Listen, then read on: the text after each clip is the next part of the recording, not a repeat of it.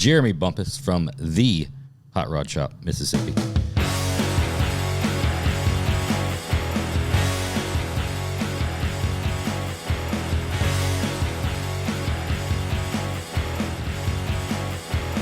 So when you decided, when you had the discussion, your parents are kind of shunning you for 2 years. At that point, what is your plan? You've said I'm not going to college, so what are you going to do? I thought to myself, I'm like, I like building these trucks. I like doing this stuff. This is a lot of fun. Like, I'm actually enjoying that.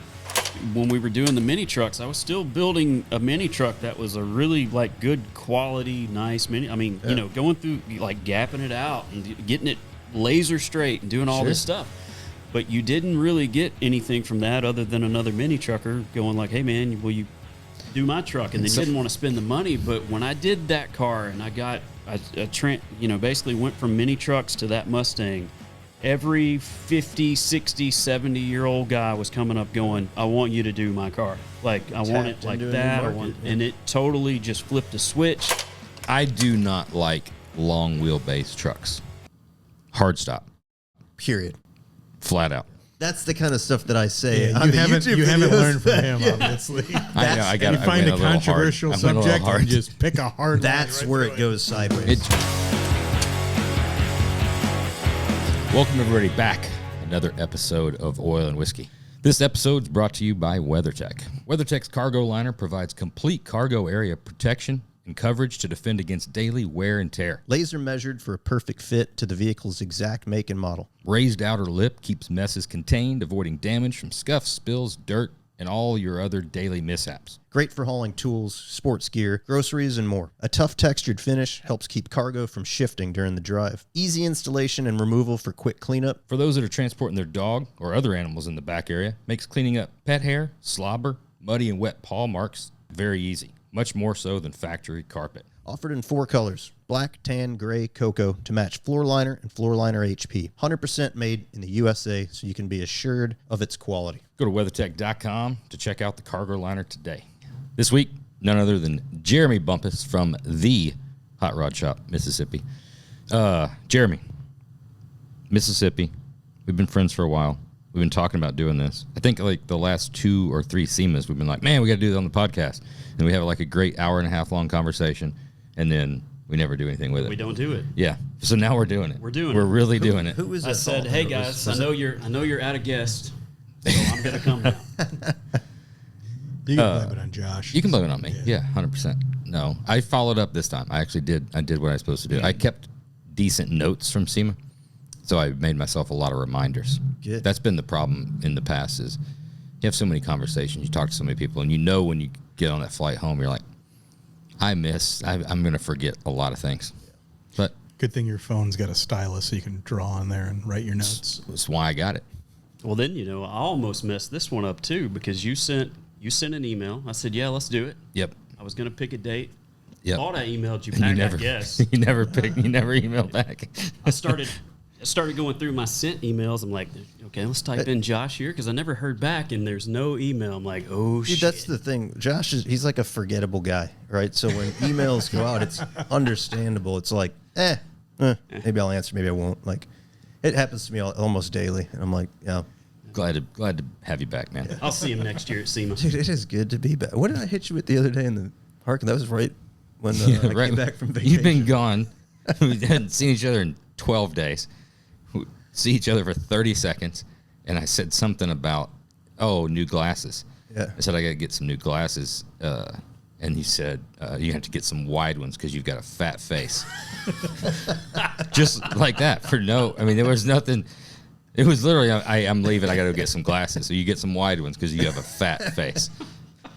That is, it's funny. When I hear when you hear it back, it's funny. We have some whiskey. Yeah, what do we got?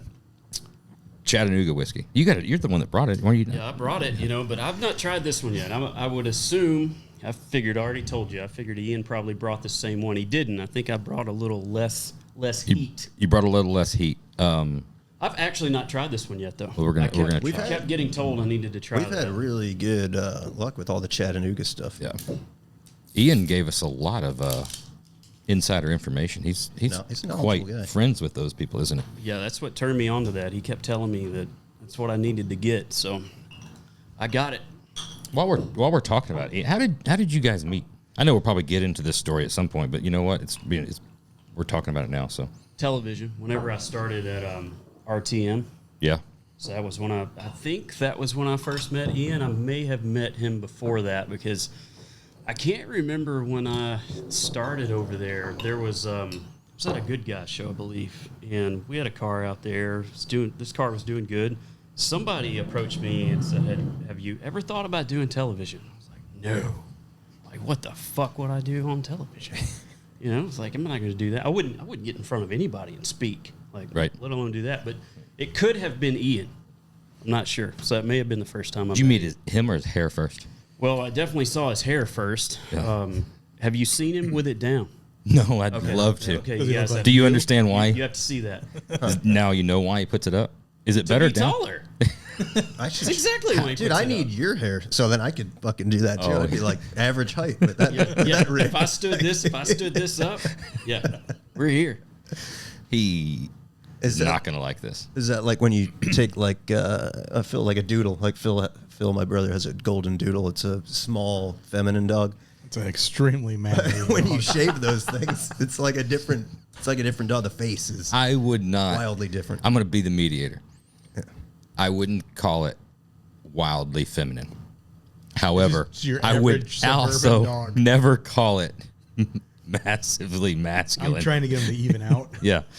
It's just right there in the middle. Yeah. It's just a Just a dog. dog. Yeah. It's a dog.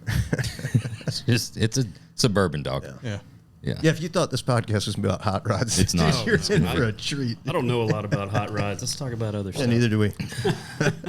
I still owe Ian some payback from him and Tim Strange's little Shenanigans. at the party. Yeah, Yeah. he thought he was gonna. Well, fire away, dude. Just- It's oh, a I little didn't- bit. I mean, if you want to start throwing shots, I know we can. And this is the beauty of editing it out. But you remember something about Mary? Yeah, okay. Remember Well. that scene where he's like, That's how he got started. Fuck, it looks pretty good. You think that's how he figured it out? Could be. I don't know. I don't know. I'm not talking We're He's shit. standing it all up, so I don't know how much that would take. But We're just Just gonna leave look it it up right there. That's all I need to say. I thought when Ian was going up there that all I kept hearing was talk of he was somehow going to try to get your shirt off, and that was all I kept hearing about. He didn't try to do that. No. Yeah. Yeah, glad we didn't go there. Dude, now all that working out though, like this year, you'd probably welcome that. Like somebody said something about taking his Take a- shirt off. Bet you can. Dude, I bet you can't get my shirt off. Rip it from the top. So let's get into this. So, how did this all start? I'm not talking about TV. I'm talking about like car thing. We're gonna go cliche origin story. Start from the top. Oh, we're going from the beginning. Ooh, Inception. What part? First of all, we're in Mississippi. I know this, but I haven't. Corinth. So Okay. we're in North Mississippi. I grew up in West Tennessee, so we're right by Memphis. So Okay. you know, that's kind of where we came up was the Memphis area. Southern So, Tennessee, yeah, we moved across the Southwest Tennessee. Yeah, we moved across the state line a while ago now, but I don't know why we did that. But I like Tennessee. It sounds cool when you say West Tennessee. That's Yeah, West Tennessee. cool. Yeah. Like I think you're even cooler. Well, for coming Now I say North Mississippi. coming from Alabama, I would never say any directional part of Mississippi. I would just be like, that's something you don't claim. yeah, Yeah. I'm either far west Texas, Okay. or from far east Texas, far west Alabama, far south Tennessee. You just any state that can encroach where Mississippi doesn't exist. I guess I should probably just still say Tennessee. I would say Tennessee. I'm from Tennessee. I'm from Tennessee. Yeah. Yeah, Yeah, I'll stick with that one. We've been through a little bit. Where Jackson, Mississippi. Yeah. We were in. That's a different where part else? of Mississippi. Where was it? Where Phil ran out of gas? That was Jackson. Was it? Yeah. That's not a great. Yeah, that's far from us, though. Place. Yeah, a that's good ways down- from yeah. us. Yeah. We've been to Holly Pond. I mean, That's where, Holly Springs. where George was. Yeah. Yep. At, right. Yep. George is at Yeah, there. Poteet's place. Yeah, Poteet's place. It's a cool little area there. Memphis is a different. I haven't been to Memphis in probably 10 years. I've just driven through it. Memphis is a different city. Yeah. Yeah. Has that got Nashville vibes? Like, are they? Isn't it like? Kinda, It's not as Like old touristy. Nashville? You got some old Nashville, way better music stuff, but it's gentrified in a smaller, condensed area than like Nashville is. Yeah. Because it's just a block over. You could be having a good time, Yep. and then an hour later and a block over, you could be wanting to get back where you were. Yeah, so Memphis, we have Bill Street. So you go down to Bill Street, and you'd have B.B. King's place, you have Jerry Lee Lewis, all these guys, all this blues music. Really cool spot. You go down there. We used to go man, it was awesome down there. It was like going to Nashville and doing all that. And then it's just one day you were like, we don't need to go down there anymore. I remember being there years ago for a small show at the convention center and stayed at the Peabody. Yeah, So cool place. Got to see the ducks and stuff like that. Ducks or geese? It's ducks, isn't Ducks. it? Yeah, ducks. Pretty sure. And then Bill Street one night with a guy that was a local and like an off night, so it wasn't packed, but it was great of just like blues bar to blues bar to blues bar, and it was amazing. I mean, shit, that was probably 20 years ago. But yeah, it's a different. Yeah, it's different. It was an awesome spot. But Great fucking food. awesome. Little like 24-hour diners that look like a regular breakfast diner like we would have here. Like, oh, that place is for ribs. You go there, and then you go to another one. Oh, this place is for this. Some of those like barbecue places down, it literally like you're going in a basement. I mean, nasty. You're looking down in this hole, and you're like, "There's no way I would eat at this fucking place." And then you would go in it, and it's the best food you've ever eaten. Yeah, Yeah. That's like, what's the place in Louisville? That was dive? right after your huge accident. Hammerheads. On the scooter.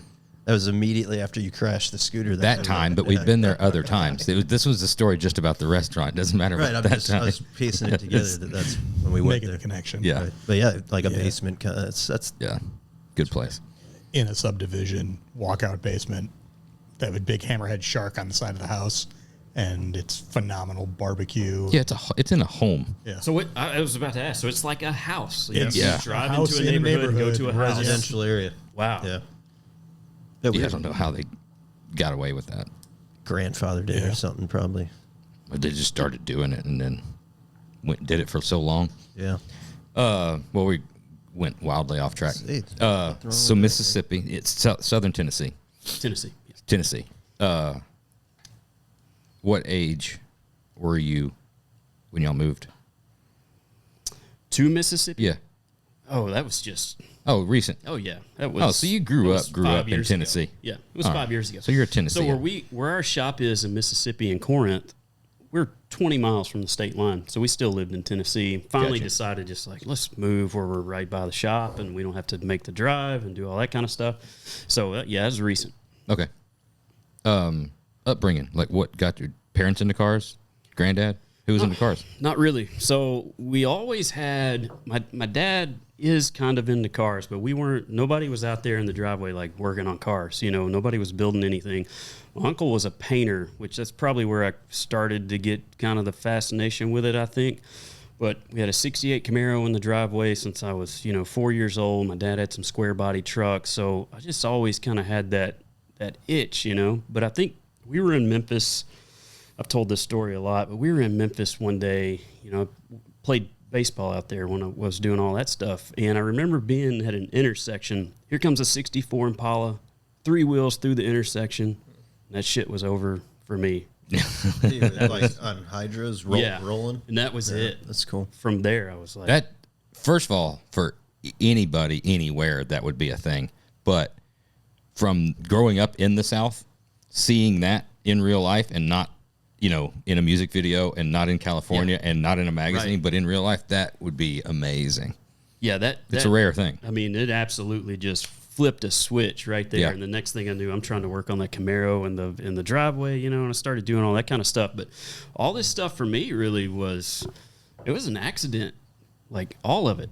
I think working on cars. Baseball was your thing, right? Yeah. So doing that stuff, there were so many like different paths that I was trying to take. Which, if anybody's listened to a podcast with me on it before, this is like a broken record. But I had so many different paths I was trying to take.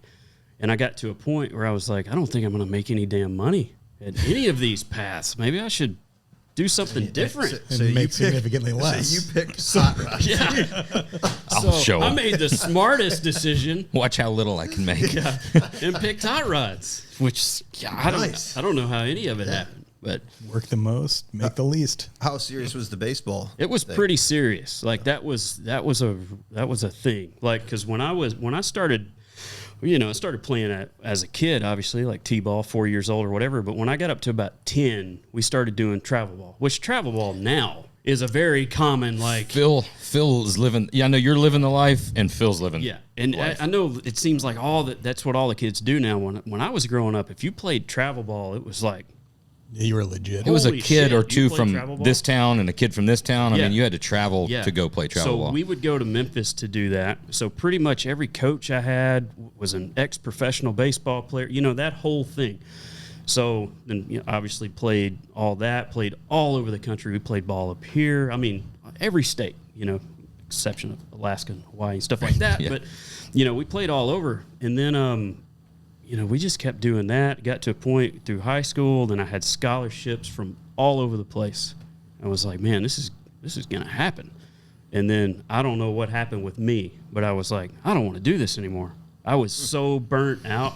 You hear that so much. So I had all these scholarships sitting here. I remember sitting at the table, and I remember my dad being like, you got to sign one of these, like you got to pick where you're going. We got to go do this. And I remember going to my mom, because I wasn't going to tell my dad. I was like, I don't think I want to do this anymore. Oh. And she was like, How'd that conversation go? oh, man. That was like 2 years of. You're ruining your life. You're throwing it away. Go do something. Just get out of here. Go do something else. That type of thing. So it was like that, which now I totally understand. Like I get that conversation, and because you know what college costs. You've got kids, so how mad, like everything was sitting right there. I never realized what his goal kind of was, and that was, he said, you could have went, you could have played, which now I talked to a guy the other day because I was telling you my son, really great golfer. I met this guy the other day, another dad, and he had played some college ball, and he did the same thing. He quit. And he was like, man, if I could go back, like you would have to pry my cleats from me. There's no way you could get me to stop playing. And I was like, me too. Like, so why in the hell did we stop playing? And so that's kind of like, I still don't know why I did that. But my dad was like, you could have went, which my size hurts me a little bit, but I was pretty jacked. I got pretty jacked. What position you play? Shortstop, middle infield, was lead off, had nice inside out swing, hit it to right field whenever I wanted to. Player, like you could be there's some fat dudes like playing baseball. It's not exactly like track and field. I mean, right? You could. My speed did help me. Like I was fast. I was like going. But so I had a lot of fun doing that. I don't know why. Were you burnt out with the sport? Was it the commitment of 4 years and the expectations to like play a certain way to keep the scholarship? Was it just no fun anymore? I got to the point that I wasn't having fun, but I think that has a lot to do with cars. I think that's where all this started to kind of hit a head. Is it when 16 rolls around and now you can drive and now you're mobile? That's a big, like a pivotal moment for a teenager, that you go from like your parents are carting you around and you're playing baseball and doing sports, and now you're like, I kind of do whatever the hell I want. Yeah. Parents you can drive to practice yourself. Yeah. And you're like, fuck that. I'm not doing that. Yeah. I want to customize it. I want to do this. Well, it's when mini trucking was huge. So, we had that Camaro, and I was working on that thing, and mini trucking was so big. I was like, oh, I want a mini truck. So I was big into Ford Rangers. So that's how this thing got started.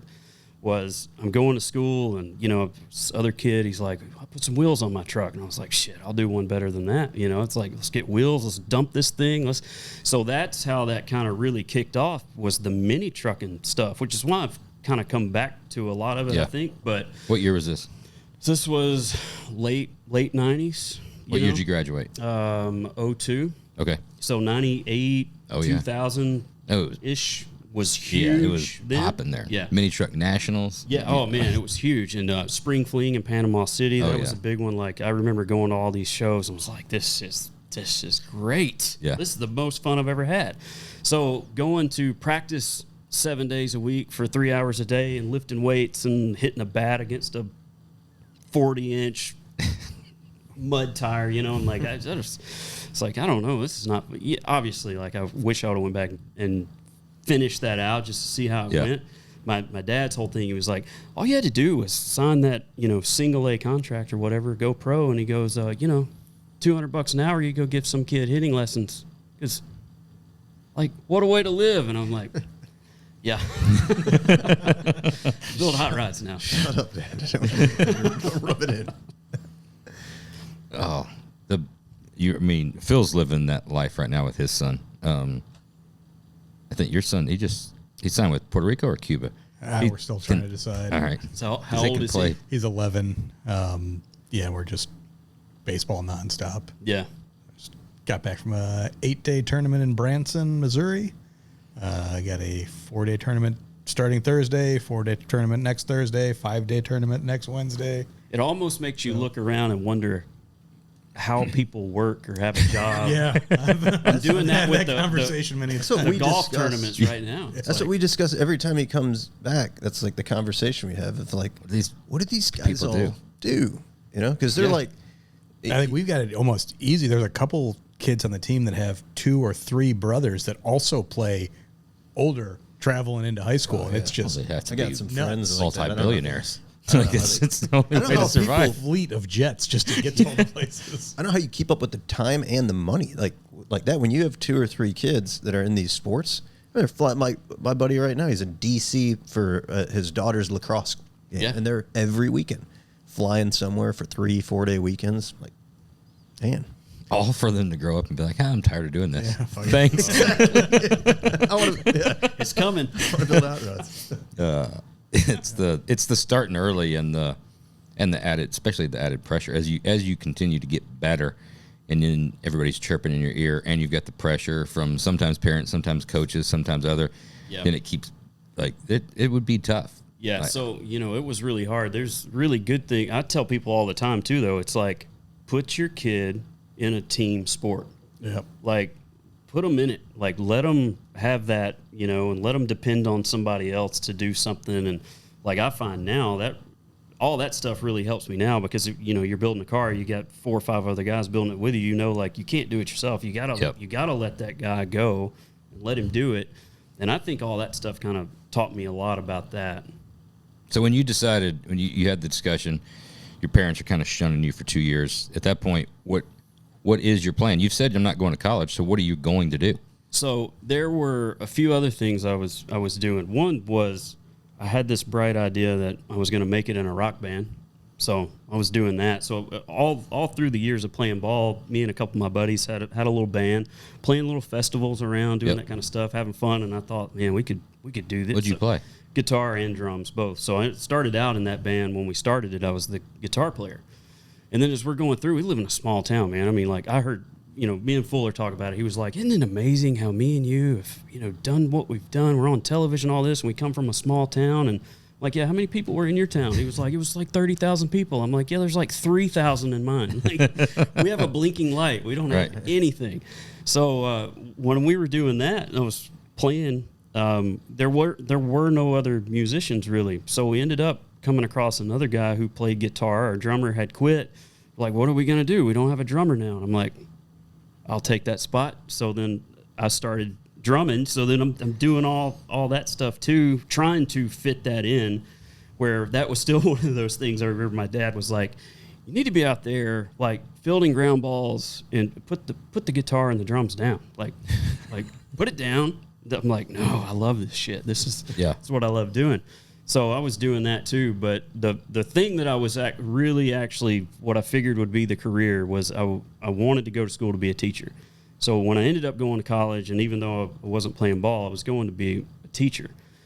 So that was, a lot of kind of how some of this car stuff started too. And the reason the teacher thing started was when I was doing sports. At first, I thought I wanted to do sports medicine, and I wanted to be a physical therapist. I thought that'll be something good. I can be kind of tied into sports and all that. So our high school had a program, even though it wasn't a huge high school by any means, but they had this program where in your, I think, junior, maybe senior year, you got to leave 3 days a week at lunchtime, go to the hospital, volunteer, shit that you really didn't probably want to do, change bedding, help nurses, do whatever. And what that would do is count toward your volunteer hours for when you go to actually try to get in there.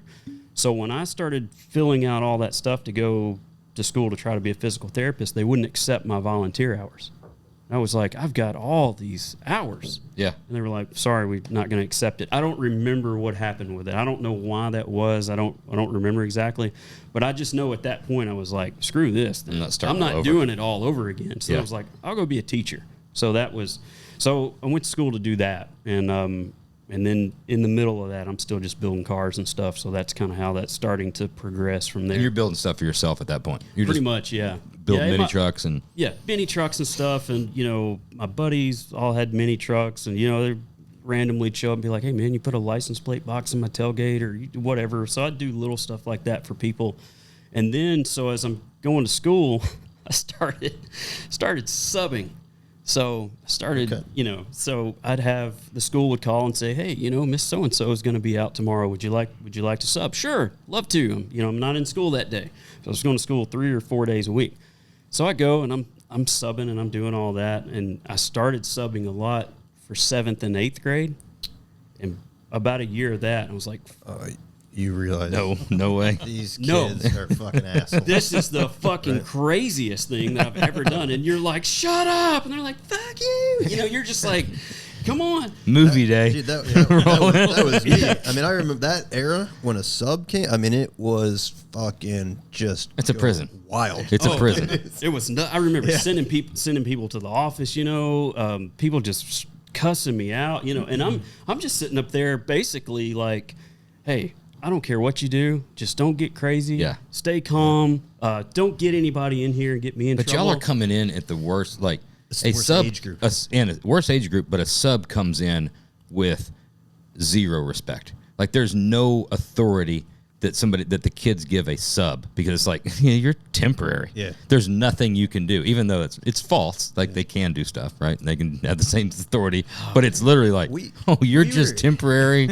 We were in that generation though where we had like the fucking morphidites for teachers. We like today it's all it's like all young teachers.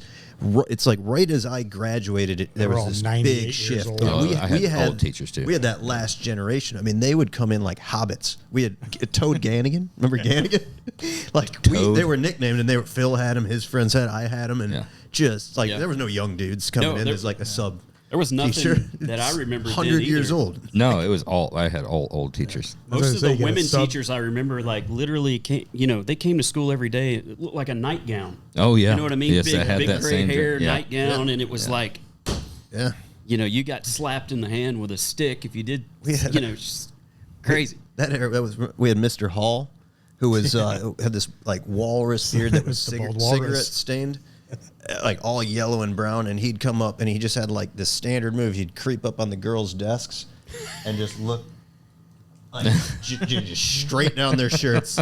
And the most awkward thing. He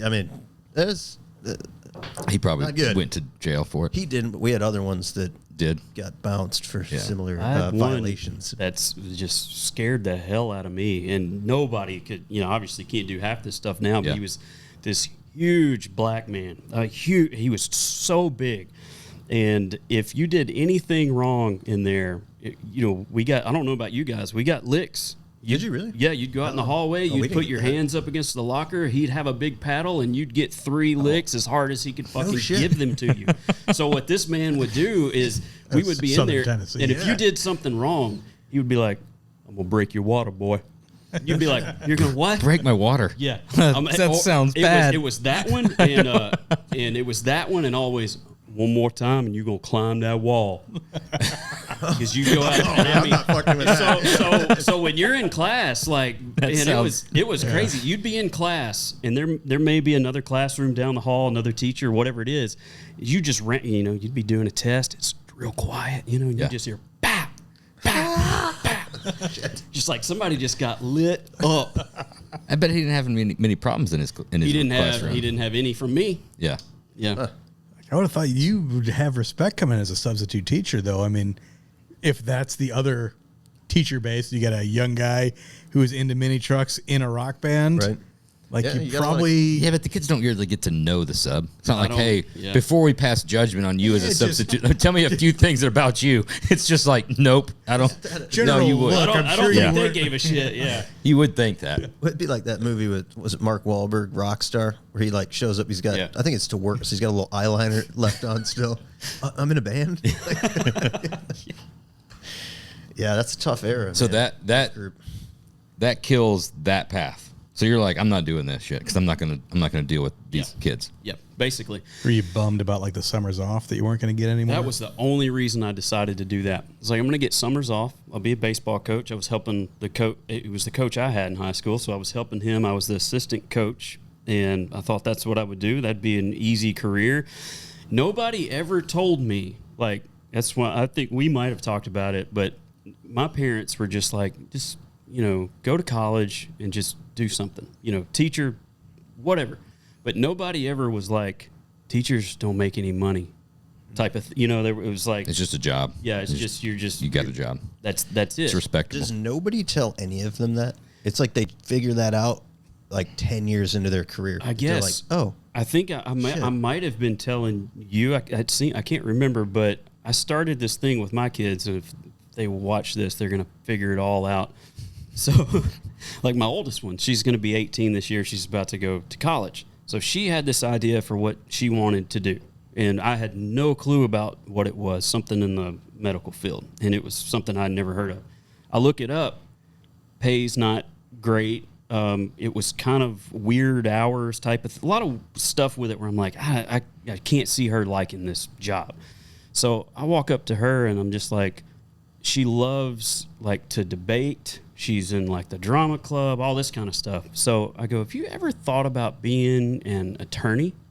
Like, I think you'd make a really good attorney because you'll argue with a wall and you'll make the point until everybody else is like, I think she might be right.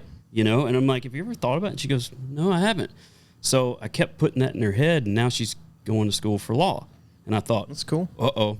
So all the next one's down. But next one's like, I want to design, games. I want to be a gamer type person. I'm like, oddly enough, she likes going to the dentist. Like if she has a loose tooth, she won't pull it herself. She goes to the dentist, and we have to let the dentist pull it. I'm like, I'm spending $1,000 having baby teeth pulled out of your head. I'm like, fuck, just pull the tooth. But she's fascinated with the dentist, so I've started going like, have you ever thought about maybe being a dentist? All of these are well-paying, good-paying You're jobs. planting good Yeah, seeds, Yeah. and man. she's like, I've never thought about that. I'm like, well, you love going to the dentist, then you can help other kids like you. And she's like, oh, damn, never thought about that. And so now I'm like, Yeah. I'm Nice dad I'm move. putting all this shit in their ears. I'm like, maybe this will work. The teacher thing, though, like you said, like why it's like they're surprised when they get there. Right. But half of them go into it because there are better people out there. They're like, I don't care if I make a lot of money. I want to help these kids. Yeah. Then that half, though, after a couple of years, then they're like, well, fuck this shit. I'm not getting paid enough for deal with this bullshit. Then the other half go like to Chicago city schools, and then they just vote on their own salary every single year, right? So it doesn't fucking matter anyway. Right. But you think you're going to school to be a teacher. You're taking out student loans. You're certainly not going to be a math teacher, because if you would just do the math, it doesn't check out great. Now they're more, they're morals. It's just all about, I'm going to, just the next generation. Yeah, summers were. But they do appealing such to a me. piss poor job, though, of teaching. I don't. There's I mean, very little. I don't know how many people listen to this. Well, I don't find that probably there's not any enough to teachers. piss off, yeah. I've got two polar opposite kids. I've got like the one who's very teachable, and then the one that is like a savage in school, right? But on his end, you don't hear. I don't get a lot of positive feedback of like encouragement, like finding what it takes to motivate him or what and then like embracing it. Boy, did a great job throwing that ball through the window. No, he did. He can't baseball. throw. He can't throw a ball because they never taught him like that. At the same Dad time, didn't though, teach him like either, but- I'm not sticking up. It's the whole system's just set up wrong, because say there was that teacher that was fine forever making that money, and they were going to identify, like he's identified in his kids, well, let me steer you down this path. This is something that I know enough about you that you should enjoy, right? And let's see where that goes. Like you said, working with Wyatt, find out the thing that how would you do that with 25 individual personalities? You don't. Yeah, you each year. can't. You gotta That's the sift through it's set up so fucked up. Like you can either be like, all right, well these 17 over here are smart enough, they're gonna figure it out on their own. So let me just throw the normal shit to them, and now I got to focus on these. Well, then if you're focusing on these kids that needs a little bit of special attention, the 17 are like, the fuck's wrong with him? Why is he getting special attention? Like But some kids just excel and don't need it, you know. Online, at home, homeschooled, For me, singular education. I was the asshole student. No. Right, but I had one teacher that, like, I think it was probably sophomore, junior year. Yeah. Hard to believe, right? But we had graphic design. And this dude, I'll never forget, because he was badass. Like, I got along great with him. But Toad? He did it. No, this was Mr. Regan. He did it almost like, sort of like a hobby. Like, he wanted to teach the craft and like teaching the kids and stuff. But he was an architect and a home builder. So, like, the majority of class time, he was always on the cordless phone. And I was always just like watching him, like, I'm like, this dude's making deals and doing like business. I'm like, he was calling Bullock. yeah, I'm like, this is cool. Like, he had plans and stuff that he was drawing. He kind of like juggled the two, but it was inspiring to see Business happening. Yeah, I'm like, oh, I could be in business. And then it didn't hurt that my dad owned a body shop and he had a F-350 and he busted one of the pull-out trailer. Yeah. So I got him a mirror. Oh. That's fucking A, dude. Well. Hey, that's an expensive mirror. Yeah. I'm Mr. Regan. What did you learn in that class? I learned some shit. I mean, I learned how to grease the wheels, but I learned a lot. That was probably the class I remember that I was the most engaged with. Yeah. I think I had one teacher that really just kind of did it for me, because we had all those teachers like that. Like, you're getting your ass whipped, or you had the nightgown teacher that was just, you were like, shit, I don't want to go to her class. But I had one teacher, Randy Bishop, and you would go into his class. And, he was stern enough that nobody, or maybe not stern, but just knew how to, I guess, maybe treat everybody to where nobody was really acting up in there, doing anything crazy. Yeah. But every day you were like, I can't wait to go to that class because it's going to be fun. And he was a history teacher, and he made everything fun. And I think I left there going like, there needs to be more teachers like that guy right there. I can go do that. And then I think the teachers where we are really, I think they like being teachers because I don't know how it is here, but we're on the state line. So if you teach for so many years in Tennessee, which is, I don't think it's a lot of years that you have to do it, you can retire, draw your retirement, and then you go across state lines into Mississippi, and then you teach there, and you do it again. Yeah. And that's what they all do. They just like swap double back and pension. forth. Yeah. That's what the firefighters do, fire chiefs and stuff here, and they're making millions. Go over to another one. Yeah. Seven pensions later. Worked 21 years. We had, talking about older teachers and young teachers, and a teacher that did it. Like, I remember in 11th grade, mine was an art teacher, younger, right? She was fresh out of school, first teaching job. She comes in. She pronounced it Bevers, but of course she's she's Miss Beavers to me forever. That's just we thought it was funny. Still think it's funny. Yeah. She did not, but I was delusional. However, being in 11th grade, I've seen crazier stories in movies. Like, I think. A chance? I thought I had a chance, yeah. Today you would. That happens. I know. But it was happening then too. And I was like, this kid didn't tell. Yeah.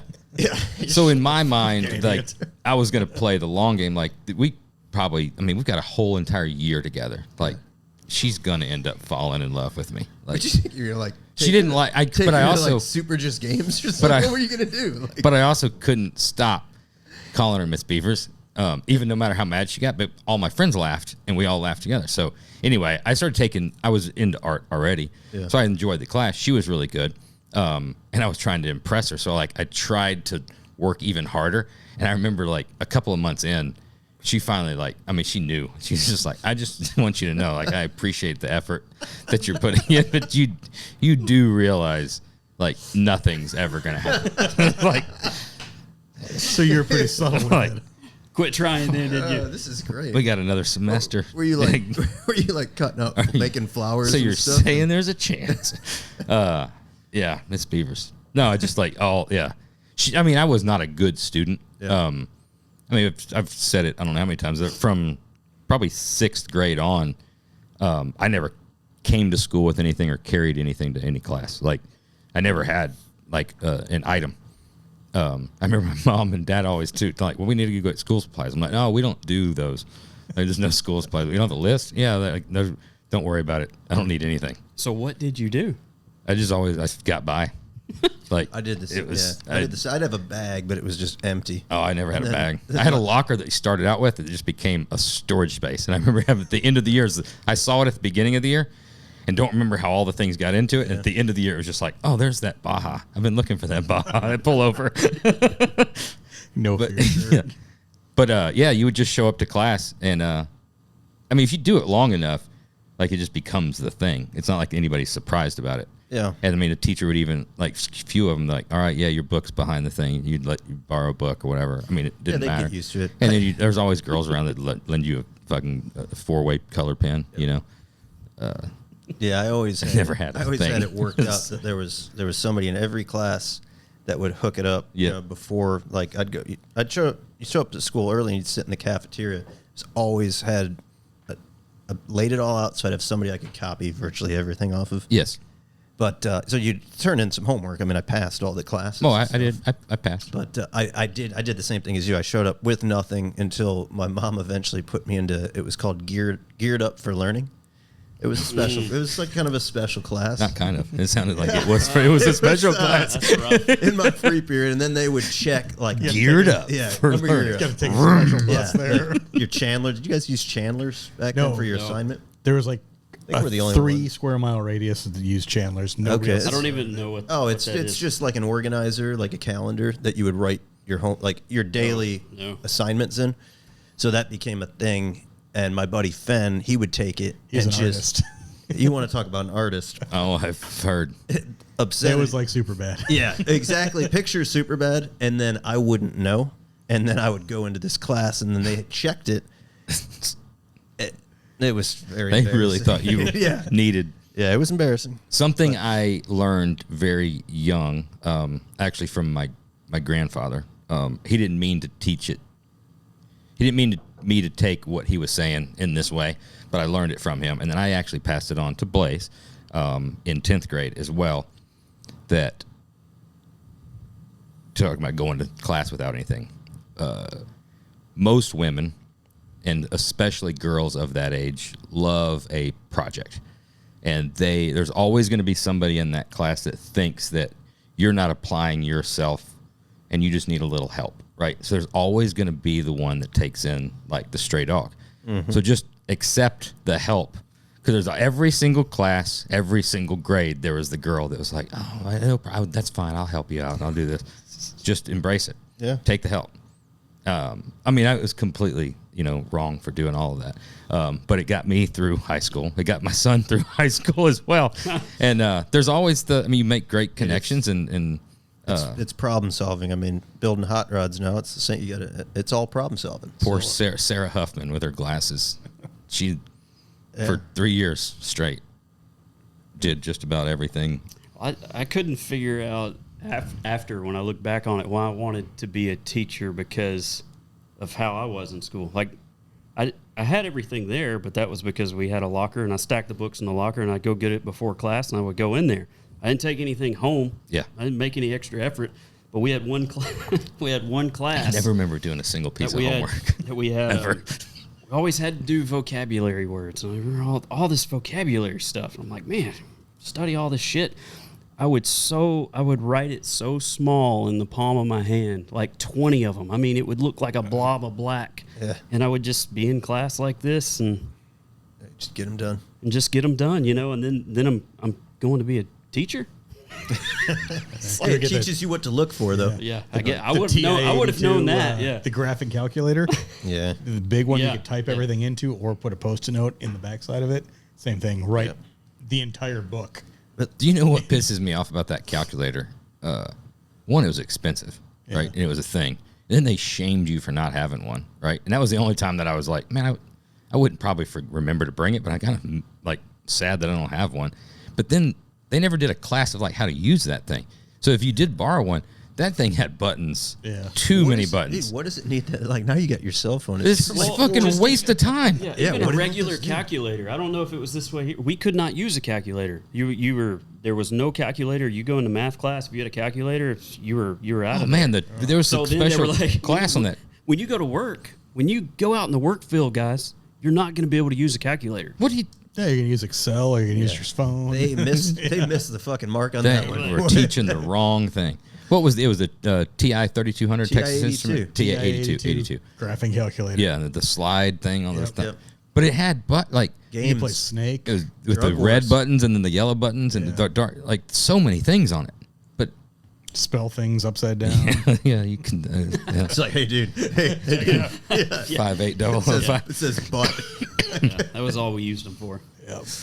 But you're right. Like today's day and age, like you think about high school, the stuff that you should have been learning, the stuff that you had to find out for yourself and learn the hard way right after high school that they didn't bother teaching you, and the stuff that they put such an emphasis on, right, and graded you on and weighted stuff is stuff that, like, You don't need it. the core things to keep you out of geared up for learning, right? that stuff is fourth, fifth, sixth grade, right? Yep. If you can read and write and communicate, right, you're 90% of the way there. Now they need to start working on life skills of how to write a check, what Yeah. taxes are, what interest rates are, what stuff like that, what's credit, what is credit, what happens when you don't, pay your bills, what happens to bad credit, like life things like that. I was that just they about don't to Did they not pay. have Blaze didn't have that? No. Serious. No. Maddie's going into high school next year. They- doing summer school early, and then it's a business class, but it's just learning all of that. If how you to do take taxes it's a you can elective. take an elective. Yeah. It shouldn't be an elective. Yeah. Yeah, she was telling me what she was doing. Like, yeah, you pay attention to everything in that class because this is the only thing you're going to need. Correct. After school, Yeah. you're never going to get drilled on dates for World War I. But Spanish should be an elective. Any other language, I don't you think it should be a core? Yeah, You have a phone to translate. it's still like 90% of language in this country. Yeah, but I don't have to communicate. Like I can literally, I don't know. I think you should have things that you absolutely should have to know, regardless. There's no way to get by unless you know these things. And then the things that are, there's workarounds, but it would be nice if you're interested in it, then you can take those as electives. Like you said, some of the history stuff, like you get into 1700s history, that should be an elective. Like you don't have to get by in life if you know it or don't know it. Yep. That shouldn't be core.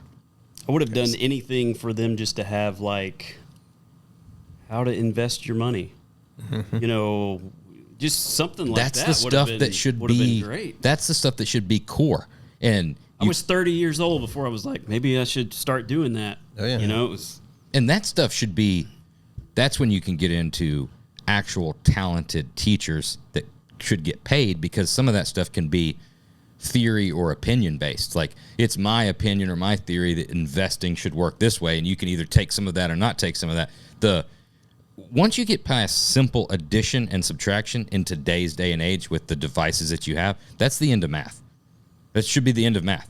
Now, if you're taking other courses and you want to take electives to do other things based on a career path, then take it that way. You tell me you haven't used calculus a lot, I have not. trigonometry. I have not. Have you? I never made No. it to either of those. Yeah. I might have asked the computer for an answer to something, and it's done that trigonometry or something, but I haven't. yeah. Geometry. You've is never like been just sitting there and like, I need to know the side of that triangle. I've got two. And The thing, this is the thing that yeah, hot pisses. rod shop maybe. Yeah, Yeah. that's one. What? I mean, geometry, right? Geometry, That's 100%. beneficial. That you should have that angle stuff. Tape measure math, like angles. But Yeah. Tell me that's right good. now, That's good math. when's the last? I remember this because I'm traumatized by it. This was something that I could not figure out a way to cheat good enough through, and I had to start memorizing some stuff. And it was a bad time in my life. This is in one of your Civil War reenactments. No, think about the last time you've ever had to encounter needing to know the square root of anything. Probably about the time when I was needing to use pi as well. Oh, yeah, that's 3.14. That's, Well, you remember that because they, yeah, but they beat it in your head, but you don't. I don't need it Right. anyway. there's never been a time to know the square root of anything. I've never even asked. It's never came up where I've had to be like, hey, Google, what's the square root of this? Never, ever. Because it's not needed. Where would you use that I in the real world? have no idea. But learning like 2 ticky marks past the big ticky mark would have. Yes, that would have been beneficial, so people don't sound like fucking morons when they're like the little one past the big one, or 4/8. 4/8. Yeah, it's 4/8. Like, what did you just say, dude? I've ran into that a bunch. I actually helped my son because they come home and it's a whole different animal. Did you go down to the 32nd? Or Yeah. stop at 16? Yeah, but it's crazy how they teach them math, which it's honestly at a 8th grade level. It's fucking over my head. I don't understand the theory behind. They teach the cheats. They teach like the workarounds. Yeah. But when it just comes to fractional stuff, you're like, dude, here. And I pull out a tape measure and just demonstrate. Like, if you can visually see the fraction and what it, like, that's the only time you're really going to need. I know, like, what you'll probably do at some point in your life. So learn a fucking tape measure, dude. Right. And it's like super, but they never told you that. It's any kid, you could take that kid that aced calculus, put a tape measure in their hand, Completely and it would lost. be the little ticky mark past the big ticky mark. You know, they wouldn't, because visually wouldn't make any sense. 3 little ticky marks. Right. 2/8. Shout out to Berkshire. Yeah, 4/8. Yeah. Dude, we're solving the world's problems. We are solving the world's problem. But I think it is, I mean, it is a massive problem because of, regardless of the trades, regardless of anything, when kids come out of school, like you said, there's so much that comes to do with finances that you don't know what you don't know, and you don't even start searching out that knowledge until it's way too late, right? And then you're like 20 years behind. Like, that's shit you should be knowing and putting an emphasis on it at such a young age that when you do get 19, 20 years old, it's like ingrained of like, this is just the way of life. If it wasn't such a like dark art of, financing and, and return on investment and what to do with your money and stuff like that. If I would have had, you don't need much of that either, I don't think, because if you just have enough up here, you'll figure that out. Like, if you just get a semester probably of just somebody going like, hey, if you take $100 a week and you put it in this, it's going to do this, and over 30 years, this is what's going to happen. I would have went, holy shit, I'm doing that. Yeah. But, never got that until finally you're at a point where you're like, I've got to probably start thinking about that. 20 years worth of exactly. compound interest. Yeah. Yeah. How does it feel to know that you could have been that person, but instead you decided to build hot rods? That makes me want to beat my teeth in. Right. Hey, you did something you love, though, right? I mean, you certainly don't regret it. No, right? I don't go to work every day. That's the best part of that is you really don't. It's like, I don't mind getting up. I don't mind putting in those hours. I don't mind doing all that stuff. When did you turn it into a career? So what I ended up doing was, after I realized I didn't want to teach those kids, those damn kids. Little shitheads. Yeah. I thought to myself, I'm like, I like building these trucks. I like doing this stuff. This is a lot of fun. Like, I'm actually enjoying that. And I still wanted to teach. I was just like, man, I don't think I want to do that. I said, why don't I go to like a VOTEC school now? I'll get like degree, certificate, whatever in that, and I'll go teach that. Yep. I'm like, there's my way to do it. And that's where that kind of went. And then when I go to do that, and then when I graduate that school, which I've got some cool stories with Fuller on that school too, but when I went to do that and I left, they were like, yeah, but you need, 7 years experience in the field plus the whatever. And I go, all right. So I stop at a local hot rod shop and I'm like, hiring? The guy's like, yeah. And I had my little Toyota there that was in mini trucking and all that then. And the guy looked at it and he was like, yeah, you're on, man. So I started doing, and that's where it took off. And teaching never happened after that because it like just exploded. You were doing it. Yeah. Where'd you go? Biotech? So what I ended up going to VC Tech, which was in Pelham. Oh, okay. Yeah. Yeah. But was all the WyoTech instructors. Yep. So every instructor there, almost all of them came from WyoTech. Yep. So I went and did that. And I didn't know you went to VC Tech. Yeah. So I went there, lived in Hoover for a couple of years. And And the reason I ended up going there was I was like, I think if I'm going to do all this, I want to do upholstery. But the only way you could get to upholstery was, of course, you had to do the 9 months of collision, and then you had to do the this and the that and all that. And so many people came through that school. Yeah. So that was some of the most fun I think I've ever had was when I was at that school and living in that area. Me and my cousin went together.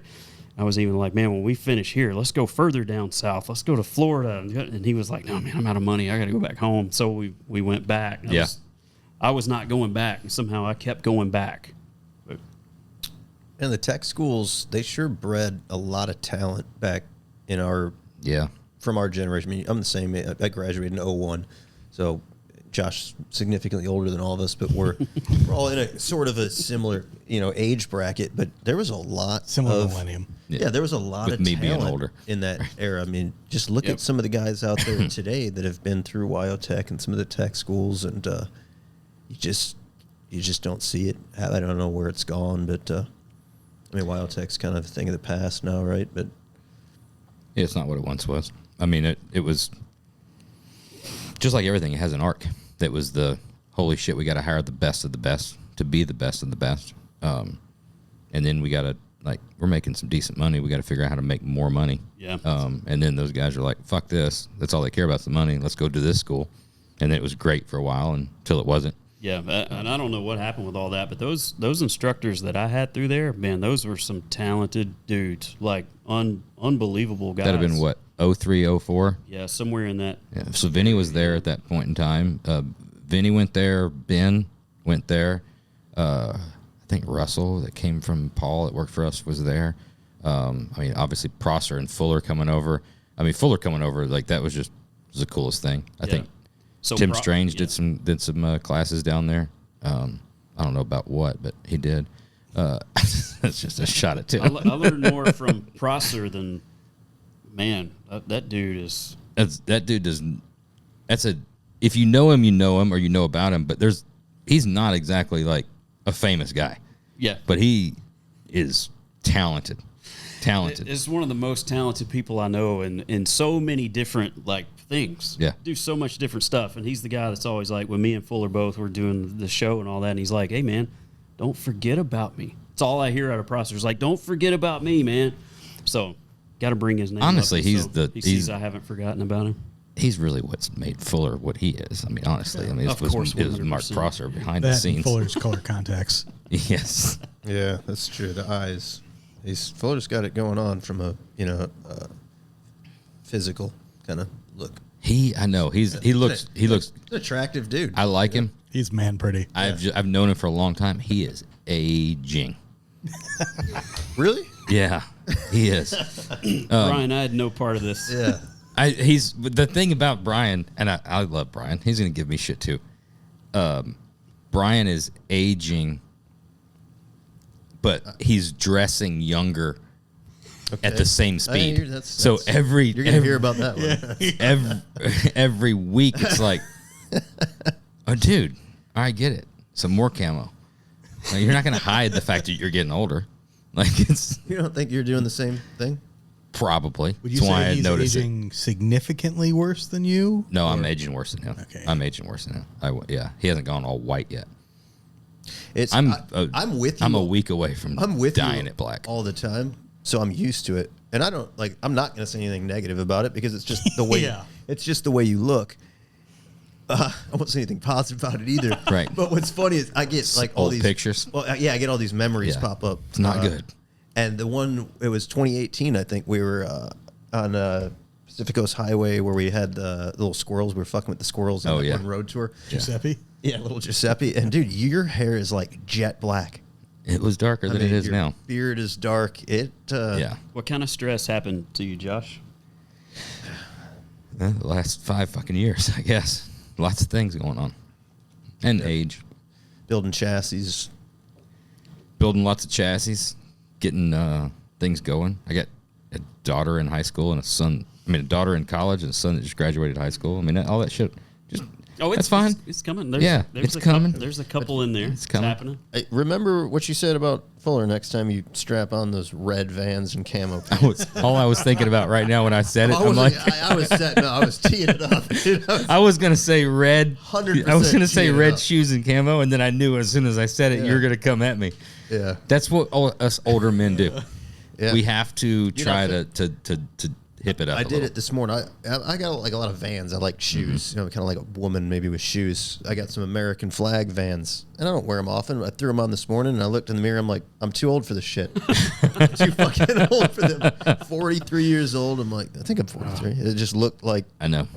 I saw a really disturbing hot take on Instagram. It was Vans are the New Balances of the next generation. That hurts. And yeah.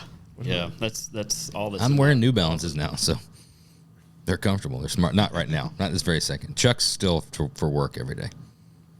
Yeah, We're getting old, man. We are getting old. I mean, I don't think Brian's going to listen, but I apologize if that hurt your feelings, Brian. But we're all getting old. I'm gonna send it to him. Send it to We him. can edit that part out. No, it's not. No, So- the apology, we're going to edit that out. Oh yeah. So you're running to VC Tech. You know, you get through that, and you meet. Obviously, that connections from there. One, the knowledge, but number two, the connections that you make is probably just as important as what you learned. Yeah, I think that was a big part of it because we were going through there. Not only some of those instructors, you know, those are great dudes, super talented and all that. But that's when I first met Brian because he built the Indian bike there. Yeah. That Blue Indian. So you know, Brian had been doing, I think, overhauling right before that, I believe, and then he comes in building this bike, and at that point in time, like you had biker build off and all that, and that was the shit that got me going. I'm with you, man. Like I was like 100%. that totally was like, holy shit, that's what I need to be doing. Mm-hmm. And then Brian came in building that bike, and I got to be a little bit a part of that. And then I was in upholstery and we were finishing it, so I got to help Jerry, the instructor there, do some of the seat. And man, that was like, that really kicked it off where I was like, this is what I've got to do. Yeah, there it is. That, man, it's a wicked bike. Now it's torn down in Brian's shop and in gray primer. Is it? Yep. Round two. Round two. It started pretty hot and heavy. I think he slowed down on it. So, Brian, I think you might need to pick up the pace. Yeah, it's Probably 'cause age related. Probably 'cause he's getting old, right? Well, you know, you start slowing down when you get old, so I don't necessarily blame him that he can't quite keep up with us young guys anymore. But, That was at the museum for a long time, wasn't it? Yeah. The Barbers. yeah, Prosser bought it and had it for quite a while, too. Oh, did he? And then I think Fuller bought it back from Prosser. And I don't know. I think all his plan was, you know, then it was the kind of the skinny rear tire and cast fender and all that. And I think he wanted to just kind of widen all that back out. But that was a lot of fun, man. That brings back a lot of memory. I recently just sent Brian pictures. My cousin found all of the, you know, developed pictures because we didn't have any. That's all we had. And started sending me pictures where Brian's standing over my shoulder looking at the bike and all. And you know, this is forever ago. And it was some pretty cool stuff to look back at. But that was a lot of fun. That really kind of got it going. That's wild. I had no idea you were VC Tech. We were getting started at the same time. The biker build off. Who was the guy that did it for you? Probably, and he's one of the only ones kind of in our industry that I haven't gotten to meet really, but probably Joe Martin. I would say probably him, just because because I was really into custom paint and all that, and that dude was wild with the paint. And every time he would, you know, big long bikes, and I think of, you know, those things are so big, it's like crazy. Yeah. And then he was the paint he was doing. I was blown away with that. And then there was two Martin Brothers bikes running around Pelham when you were in school. Really, I didn't know that. I would have. Two of my buddies went to Texas to buy them and brought them back and rode around. Larry Pierce and his buddy. It was the green one and the copper one. And then same year. There's a couple other ones. One, man, I wish I could have met him. Indian Larry. That shit was wild. Yeah. And then who was the guy? I want to say his name was Matt something, but Matt Hotch. Matt Hotch. Yeah, that was the one that aired out, right? And when that thing went, Matt Hotch did it. I was like, Matt, he just got me with his shop. Dude, his shop was so cool. It was all wood floor. yeah. And it was like those barrel truss roof. And he was like a surfer. Dude, he was Hawaiian, right? Yeah, he's a cool fucking dude. Yeah. Everything was That whole just so era, much man, different. it was, those guys when were you all like larger than he had a life, different you know? style. Like he came in just completely. You know, Yeah. I just saw Hot it popped match. up yesterday on Instagram. Exile Chopper guy. Oh, Yeah, I've been following him. Just Russell. Yeah, Yeah. Russell. Yeah. haven't seen him in 15 years. He was Thought at he was the the coolest. Dude, the Born pure- free. Born Free show. Yeah, he was the Born Pure free. Sex Dragster. Yes, That bike he did. Yeah. Fuck, dude. Still to this day, I love that bike. What years ago, he brought that Norwegian. Everything it was just cool. clean. It Hidden was like controls. kind of like if Fake. IKEA built a Yeah. motorcycle. It It was was like so- but it was really. I like the style. I mean, the stance was there. But what's funny, I was messing around always with too that fat a front tire, but on that. Yeah, he not on that bike. No, Not on which that is bike. why that one looked good. But years ago, when I was screwing around with that chopper I was doing, I was wanting the throttle cable. Yeah. the whole throttle yeah, assembly. it's did. twist throttle internal. So I just like called, thinking it's going to be, you're going to get a secretary or some parts guy on the phone. And fucking he answers. Really? And yeah, it was cool. It was crazy. I mean, he's a nice guy. That's awesome. And Yeah. like helped me out and like called me back. And like, I think I talked to him 3-4 times, just like out of the blue. He just answered the phone and That's fucking cool. super rad. That's the only. I mean, one of the things that I've loved about this industry we're in, which obviously there's some exceptions, but most of these people, like they're like super nice people, and Yeah. they're always willing to help you and all that stuff. Well, who would you say would be an exception to that rule? I'm not throwing out any names. You guys feel free though to. Go ahead, Josh. What do you got? Dude, pull up that bike. I haven't seen the Pure Sex Dragster. I haven't looked at that in years, but that, to me, that was next to a like a CFL. I mean, I always loved Jesse's stuff, but There's a CFL on Facebook Marketplace for sale right now. really, Yeah. It's the blue with silver flames. Yeah, that one. yeah, right dude. there. Still, I Yeah. fucking Man, love so that. clean. It's love just- that bike. The simplicity of it. The everything tucked and everything smooth because it looks like it shouldn't work. That Yeah. was Right. that was Yep. such a wild Yep. deviation from what everybody else is doing. And the name just fits it. Yeah. So perfect. He could build fucking pipes too. The way the exhaust was just so. Yeah. And he had like that Billy Idol thing going on, and it was it was the he total did, yeah. package. The fucking mohawk. I mean, it was. Yeah, I've been seeing him pop up on my social media. I haven't seen him forever. It's been 10, 15 years, and he just popped up. Man. He's got a full, like, the Josh haircut. Yeah. Who was the dude too? There was a guy. I want to say he was maybe Norwegian or Dutch or something, and he was big in power boats. He had like big ass offshore boats and like fucking helicopters, and it was nuts. I forget who the dude was. Another one of he was a biker build off guy. I don't remember who that was. You remember him? I don't know. Ringing a Just- bell at Eddie all. Trotta was the only thing I think, but it's not him. Yeah, Eddie Trotta was like in the '80s heyday of like I feel like cocaine running power boat. That's like, why I said the Eddie peak Trotta of- when I was yeah. thinking. But he wasn't Norwegian. Definitely makes me want to go back and watch him now. Yeah, I'd like. I hadn't even thought about it in so long. But Yeah. You're 100% right. I'm just going through in my head. I know. What was the dude in Texas? Rick Fairless? Rick was one of them. He was like the hippie dude. Yeah. Yeah. I love Cole Foster Man. stuff. Cole Cole Foster's- Foster's always been like Just We're gonna have killer him on the style. podcast at some point. yeah. Who's the he's- other one that built like more like race style, like cafe-ish type bikes? Oh man, he's a well-known builder too. Can't think of his name. There's so many of them running through my Yeah. mind now that I haven't thought about. Fuller's Ducati That's cool. Yeah. track that was roadster is one of cool. the Yeah. coolest That's a bikes. cool I think. bike. You remember the Detroit brothers too? Yeah. So crazy story about the Detroit brothers. I like those bikes when they came out. I loved like those that little bikes, notch, and that frame notch. I went and did Drop frame. Yeah, at drop frame. Fuller's shop in Atlanta. He did one of those Covell classes, right? So went over there with my buddy Larry that had Garage Company Customs in Birmingham building choppers. He's the one that went and bought the Martin Brothers bike right before he started a bike shop. We went over there together, and that's when Ben Boyle was working for Fuller. I don't know if you ever met him. I know that name. I don't know. He if I'm- came from Detroit Brothers. So he had just started at Fuller like 3 months before that. I go to the thing and start talking about bike. He's like, oh, yeah, I came from the Detroit Brothers. He's showing me all the stuff like that. He was the one that had the KTM Supermoto 450. So it's Fuller shops downtown Atlanta. We do this like 3-day class or whatever. He rides that one day. He's like, oh, yeah, go take it. And that was the first time ever being on a Supermoto and in downtown fucking Atlanta. And it's a 450. It just... at that point, I was like, this is the coolest fucking thing. I'll never even buy another vehicle or a truck or a car. It'll only be this because you could do whatever the fuck you want. It was just, but the Detroit brothers, like, I thought they're, that backbone and like. You sat on it cool with the little clip-ons. Good looking looking They bike. were like little mini bike gas tanks or something. Yeah. No, it was CB. It was CB tanks. CB. Is that what it was? Yeah. Okay. That era was wild, though. Wheel in the Just front. the drastically different personalities and images, and each one was like So cool. in their own respect. I don't think like Billy Lane is who I wanted to party with. Like I just wanted to hang with Billy Lane. Was a good Yeah. one. Wasn't exactly- Honestly, I can't believe that somebody's not. I'm sure they've tried. I think Brian was even talking about it. Somebody's not tried to bring this back because it was such a such a or good that show. you never see like clips on any social media. Like it just disappeared.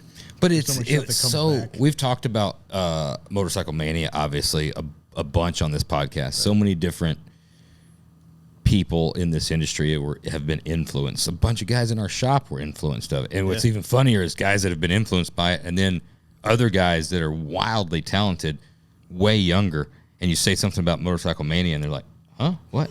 You're like, "Oh, well, let me bring you the VHS, right? You got to watch." But the Biker Build Off series, it was something that was just so. It was different every week, right? And everybody, like in the shop, you're all talking about different, and it's got something for everybody. Like, oh, I like the way this guy did this. I like the way. I don't remember anything from a television side of things that has done what that has done for car builders, like that have looked at it for inspiration and talked about it and been into it. I'm sure there's biker guys that were probably like, that's such fucking bullshit and blah, blah, blah, and these guys are this. But from a similar but separate industry, like we looked at it and it inspired. You got ideas from. I mean, there's gas tanks. I mean, there's cars that have been built that have used those pop out gas tanks specifically because you saw Got them one on going right now. Biker Build Off. Like it was great. Motorcycle Mania, absolutely. Motorcycle Biker Build Off Mania kept it going. I feel like Motorcycle Mania just showed you the cool factor Oh yeah, of it, because that was like, holy shit. you could be a rock star. Well, you build. couldn't see so much actual fab like in a show. Like to start the show off, and the guy's like, I think we're just going to start with a gas tank today, and here's a piece of flat sheet metal, and he just starts beating the shit out of it, and then you shape up a tank. You were like, you can just do that? Yeah, Yeah. But they did a killer job too of like condensing that into like a 2-minute long session. Yeah. Where the average person gets excited about it, like the fabricator, talented guy gets excited about it. Yeah, and where you don't get they lost, Don't make it but- cheesy and stupid. yeah. They don't make it dumbed down. It's just enough. Yep. And then the thing's got to do something. Like it's not. At the end of it, you don't got to look at it. Like it's got to go do something. Like there's. Yeah, they had it all. They weren't riding at 30 miles. They were like, we're going across the country now. Yeah. Yeah. It's like, that's where it was crazy. Yeah, you had the drama, you had the stuff. Like it was. I mean, hell, I remember my wife watching it with me. You know, it was. Yeah. It was Like, one of the only watchable shows where TV. Yeah, where I was like, that's on tonight. That's what we're Yeah. doing. Yeah. You know, Plan it was your- like you your weren't going week to miss around that it. one. Right. Yeah. Yeah, That's wild. It was a different era. You know, but part of it's probably nostalgia. Like you, I'm sure. you always look back. It probably won't live up to the hype, but Yeah, but it was a cool era. It was. I mean, it was the first look behind the curtains of like when nobody knew what that industry was. You know, it was the first time seeing that type of fabrication work. I mean, aside from that, what could you would get? Like I had 3 sheet metal shaping books, and then I had the Ron Covell VHS tapes that I would watch. Beyond that, where did you go? There, it was not like there was a Metal Meat forum on the like Yeah. it was the inception of the internet, but that was all Metal Meat. dudes that like they just put down their model trains and started fucking around with pole maxes. You know? they were doing a cowl for a Model T or something. Yeah, But that was the first time you saw it, which for me that was like arguing about do you pronounce it windlace or windlass. I mean, that's the kind of to me that was I feel like totally there was like a crossroads for a career and what you wanted to pursue. It was either you go to Home Depot and you get a electric cutoff tool and you buy fenders and you hold them in front of you and you kind of like squint at them and you give them like a cut, or you're fucking Jesse James and you start shot bagging that thing and like shaping it. And that was like holy, like that sucks. That's fucking cool. Yeah. That's what I want to do. yeah. You know? That even, I don't know, back to the biker build-off thing, there were so many different, like I look at West Coast, nobody, as far as cooler, there's nobody cooler than Jesse James in that era, right? He sold it. That was the lifestyle. Yeah. I mean, you couldn't have written a better fucking script. He's in California. He's driving a Ferrari. He's married to a fucking porn star. He's building fucking motorcycles in a badass fucking shop that's logoed up. Like you can't create. There's nothing. There's no more cool that you can put on it for a guy that's aspiring. Right. I mean, seriously. Yeah. And walking upstairs to use equipment to build. Like just the fact of that. Just think about you're going to it's a 2-story shop because Jesse needs to be upstairs to utilize his equipment to create. It seems simple, but from a guy that's wanting to make a living because it said, fuck teaching, fuck this, or my parents said I'm going to be a grease monkey my whole life, but watch and see, I'm going to do this. For somebody watching that, you're like, so if he can do it, I know that's talent, right? But it opens the door of hope and like, well, shit, you don't, like, it doesn't have to be in a shitty ass garage. You keep your head down and keep doing it. Like it was whether it's attainable or not. It was the only time that it legitimized it, or the first time that it legitimized it and made it cool. Because prior to that, what were you doing? Like, to me, the coolest thing was like, dude, you had your Cintas rental body shop shirt and your Dickies and your steel toe work boots, and you were doing body work. Like there was nothing cool about that. It was just, it was a career. To transition from that to like, oh shit, dude, this is still like working on cars, but it's like blending. It's a rock star, like blending a rock star with a body man. It was so cool, and you never knew that existed or that it was a viable career path. And I mean, he single-handedly changed the trajectory for thousands of individual fabricators, shop owners, the customers that got to reap the benefits of those. I mean, I like the dude. He's got a big enough fucking head as it is. We don't need to like fucking. But it's honestly, if you actually want to track it and start taking it down to the core, that's what it is. When I was getting about the West Coast, I felt the same way about Indian Larry on the East Coast. Like it's a completely different vibe, and completely different look, and completely different way of building motorcycles, but equally as badass cool. Yeah. But on a completely different level. But you can't say that he wasn't fucking cool. Like an older guy that built it in a He certainly embraced more of the trashier, the cool factor more than the craftsman fact. Like he was a cool guy with a wild background that could heat metal up and kind of sort of weld it and make it stick together and stuff. I wouldn't classify him as like a true craftsman, right? He had a style, he had vision. Yep. I respect the hell. I like his bikes are really cool, but if you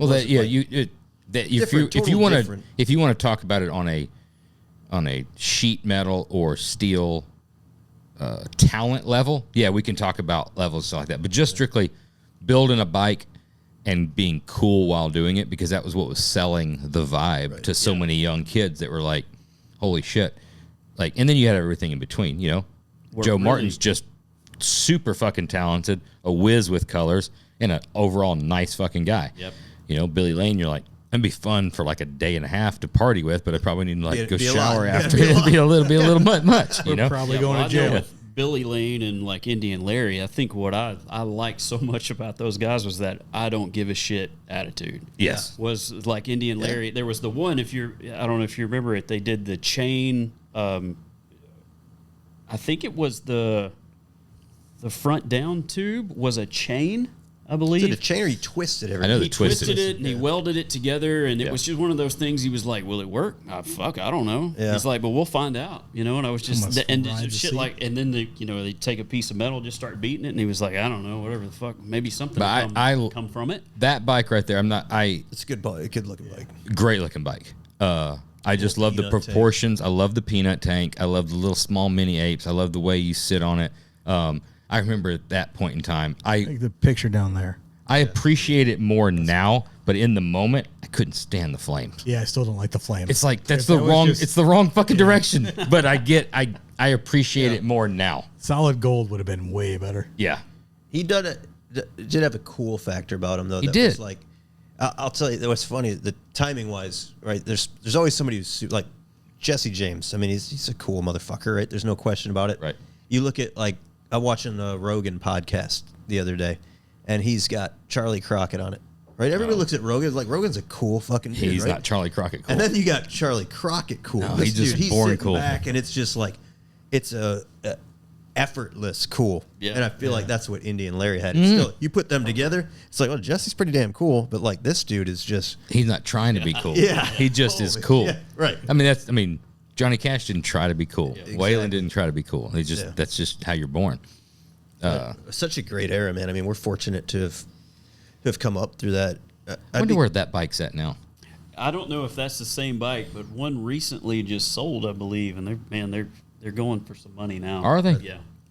We missed our opportunity. That market tanked about 15 years ago on those things. He was never in the big chopper or big tire chopper stuff. No, but I'm just saying custom motorcycles in general, like, were not bringing any money 10 years ago. Well, all that happened, and I was like, now I got to be a bike builder. That's what I've got to do now. Where we were, it was Oh, yeah. nobody's riding one of these things. I don't even see them anywhere. So who are we going to build a bike for? So then that's where it went into cars a little bit. But wasn't Boyd show around that same time too? Yeah. Yeah. And that was American Hot Rod. Yep. Do you think about that at all? Like, I mean, you're obviously a TV show guy. About that, the influence that you have. I mean, we were younger kid in our early 20s. Do you think about that when you're doing stuff that, like, there's a whole group of people, a fan base watching you? I mean, what are they taking out of that? What are they going to? Are they going to look back and be like, dude, there was this fucking guy from like I don't know if it was West Tennessee or Mississippi. Holy shit! You should see the stuff that this guy's building. Yeah, I do think about that. It scares the shit out of me, really. It's like, but no, I do, because it was one of those things where like I said, I feel like it was all kind of an accident, but getting into it and then getting to do it, and then, then moving on, working with Fuller, and we were doing all this stuff, it was like, man, we were more obviously how-to, and that was kind of a little more reality, but still, to me, though, it was like, how in the hell did I get from I was going to do all this different shit to now I'm on television showing how to build this stuff? And man, it's like, sometimes I'll sit down and I'll think about that, and it's like, it's a pretty crazy feeling. Yeah, it's a little humbling and like frightening probably at the same time. Well, you started telling the story at the very beginning, and I'm sure we wildly ran off the topic and have rambled on for an hour and a half. But somebody came up to you and said, have you ever thought about doing TV? Yeah, so that was where I wasn't sure if that was Ian. And it may not have been, but so when I actually started building cars and stuff, I built that 67 Mustang that I still have it. So once I figured out you weren't going to make money building mini trucks, like I don't think that's a career. No. It's like something you do for your buddy. Yeah, it's like, fun, but there's guys that have made their money that are going back and be like, let me build that mini truck that I wish I could have, now and it's you coming got back. guys that are our age who they have some money now, and they're like, I want to build that. We've got them on the waiting list now. I'm like, fuck yeah, this is great. But so we I had that Mustang. So what I tried to do then, I was like, all right, well, obviously I love mini trucking. I love air ride. I want it to be low. I want all this stuff. I had a 67 Mustang, which was actually my mom's car, and I was looking for a Camaro. And I sold the Toyota. We just shot it for mini trucking. I was like, all right, I'm done with it now. I'm going to sell it. I'm going to get a muscle car. And I want to build a muscle car like I would build a mini truck. That was my thought process at the time. I want to put it on air. I want the thing to lay on the ground. I want all this stuff. And then, you didn't see a lot of that I remembered anyway. So my mom had a 67 Mustang, and she said, why don't you just take that car? We're not doing anything with it. I'm like, hell yeah. So I take that car. Hit a better tail panel for the license plate to angle it. Yeah. more space. Come out of the trunk lid. So I took that car and started cutting it up and putting it on air. And I remember I ended up building most of that front end that's under it. But when I was putting it on air, I was like, well, I'll just get like a Mustang 2 front end. I'll put it on air. I'll do, because that was kind of a thing that was happening. I don't remember who it was, if it was Speedway, one of these other companies I called. I was like, hey, I want this Mustang 2 front end. I was trying to find out some info on it. And the guy's like, what are you going to do? I'm like, well, I'm going to put it on air. because I want the thing to lay on the ground. You can't do that. Like there's no way you can do that. It'll never work. And I'm thinking like, you can do that with anything. So you know how many A-arms I've chopped up and put buckets in to put air right in? We ended up making most of that crap, and we got it on the ground and pulled. I had a Fox body, pulled the 302 out of it, built 302, stuffed that in there, got it super straight, gapped it out, and basically did everything I would do with a mini truck, but on a muscle car. And man, did that totally change. That car changed my life completely. Yeah. Like from doing the mini trucks, which you got pictures on your Instagram on that? Probably. There was it's probably back a little ways, but there were two. There were two reasons we kind of got out of mini trucking. One was there was not a lot of money in it. Go back up a little bit. It probably goes around it. That's a video though. This one? Yeah, but that's 20 something years ago. And then there might be a picture on there somewhere. And then you couldn't make money in mini trucking, and then there it is.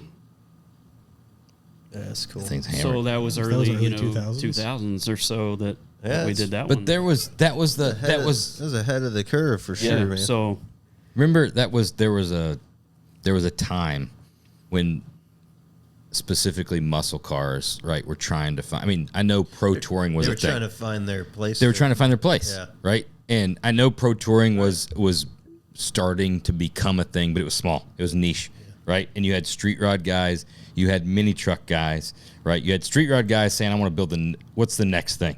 You had mini truck guys, all of us, same exact story of like, all right, well, if we're going to make this a living, you got to find the guys that's wanting to build, their street rod or their muscle car or their Impala or their Tri-5. It's like those are the guys that had the money, right? Let's start doing this.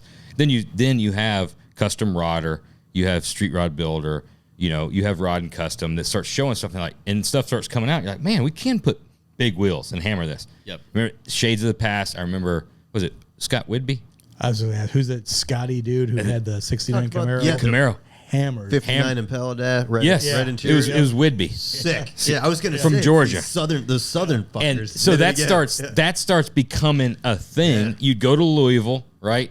Whitby'd be there. Cars like you had muscle cars getting down in the weeds and having big wheels and tires. They were getting in magazines, and now it starts shifting. Then it goes to Impalas.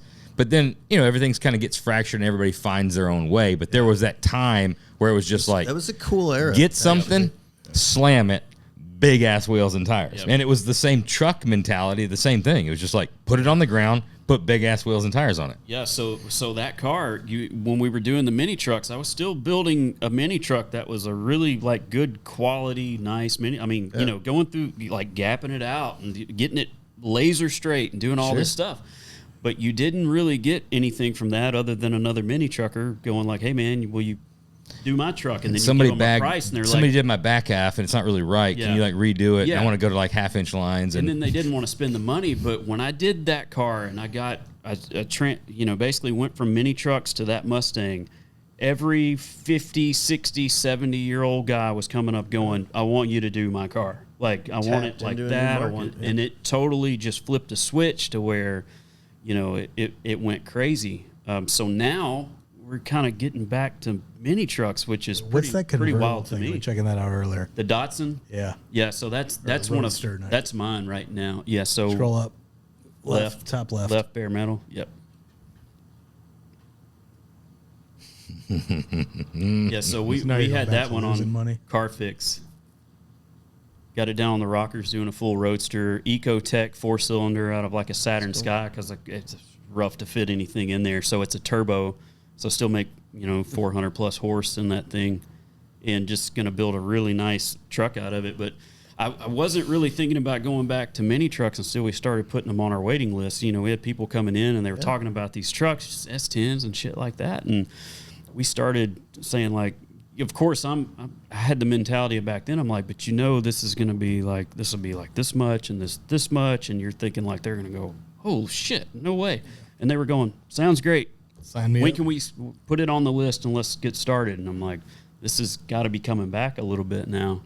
Yeah, that's the one nobody really thinks. It comes up a lot on this show. It's always like, what's the next trend? You know, everybody, and every time somebody asks me something, or you do some interview somewhere, it's always like, what's the next trend? That's the one thing that nobody touches on. Yeah. Like, you think that it's high-end mini trucks? It's quite possible, because all this ever is just as the age groups get older and become more successful, everybody wants what they couldn't afford when they were younger. Somebody wants to build me a square body S10. I'm down right now. Yep. Factory two-tone. I don't want to give a certain cousin any more credit, but he had a pretty badass square body S10. I saw a picture of it. Yeah, that's because he didn't do anything to it. It was just cool the way it was. Right. Well, we just took a 96 Toyota in that, you know, we obviously sat down with him. We went through everything, kind of like cost, budgets, all that. And he was like, yeah, hey, man, I've got a – and he had a really realistic idea of what it would cost. And we all know this shit's not cheap in any means. And the thing with him, he was like, I've got it. I want to do it. And he said, and I went to all these shops telling them, like, I want a really high-end mini truck. And he said they just didn't want to touch it. So I'll tell you the thing. The truck – we're talking about mini trucks. The one that's got the best body. The Ford Splash. Looks no. Oh, I had Nice 3 of those. The Ford Splash. Yes, I knew he's a Ford Splash. But the Nissan Hardbody, Nissan Hardbody, it's got factory little wide body to it. It's got just the right body line. It's a truck with a little bit of wide body, and you can make that thing fucking cool. Yeah. Yeah, for me, and I think I can speak for Phil too. That's a whole genre of car and an Missed era out on. that we missed out on. We were north of the Mason-Dixon. I don't think that it made it up here. I'm telling you Just what. didn't. You it thought didn't hit all here. those We weren't magazines in the right, that you read about powerboating were cool? Yeah. Go to a mini truck show back in sure. the day. Man, mini truck Go down shows, to Nope in Atlanta. It was they were unbelievable. Like I can't, Little mini Woodstocks. it was We saw like a couple Blazer and S10 Extremes, and that was it. Oh man, no, this is just man, I'm There was surprised. nothing up here. Yeah. Nothing. It was big. It was we would travel all over the country to go to these mini trucking shows, and it was like those things where you couldn't see everything in a day. There were so many of them out there. I saw. I mean, recently at that little coffee joint we go to in Lake Zurich, there's some kid rolled up in some sort of like Mazda really. Hammer. Oh, the powder blue one? Yeah. Yeah, I've seen that running around. Yeah. It's a pretty cool little truck. Which it was. That's it was cool. a cool. I was like, I had a lot of respect for the young kid, and I'm like, this is fucking. I get it. Like it was affordable. He did what he could do with that truck, obviously, and it was. I had a hell of a lot of respect that he did it. It just. I feel like there's maybe a little bit of a hole there where I missed out on that whole. Well, the thing I can't even participate in the conversation because I'm like, oh, fucking. The thing Mazda, on Toyota, mini trucks were so similar in a way to import stuff because the barrier to entry was so low, right? You could start doing something. It's not like you had to blow it apart and start over, right? And build the motor and take 6 months to. You could do brand in your even that was a the big Nissan thing. hardbody. Find a friend that would sell you his Z71 factory wheels. Mm-hmm.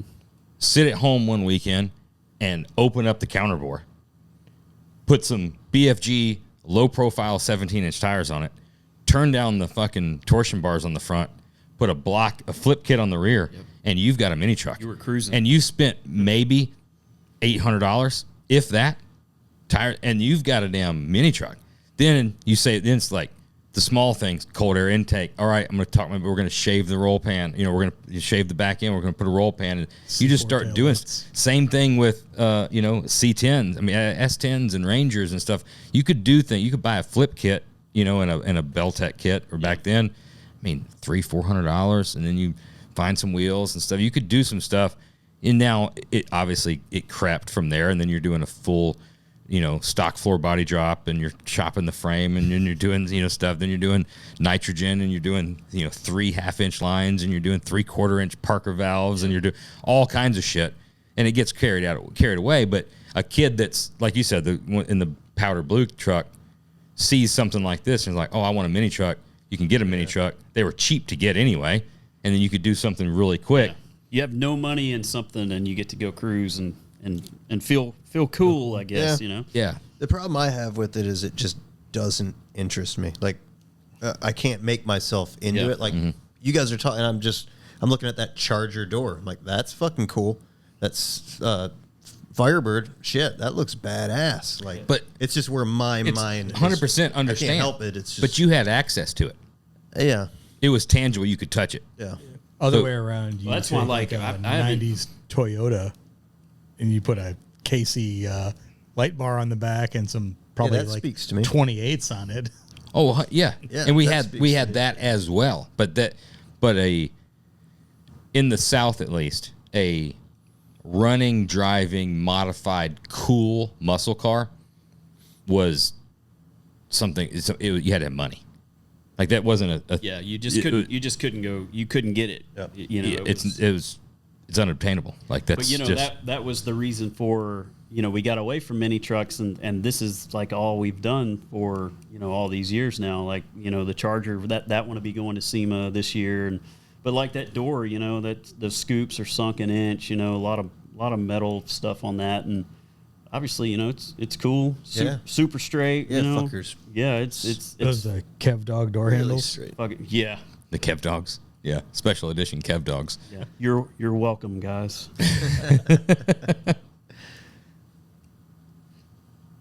But we totally stayed away from the mini trucks just for that. But it has been interesting to see. I'll play around with them a little bit, but to actually have people that are wanting to like really build them now and put some real nuts. money in them. What's the deal? Talking about trucks. Where's the OBS? What's the deal with OBS? Which one? That one? Go back up. Yep, That video is kind of fast, huh? that's a quick one.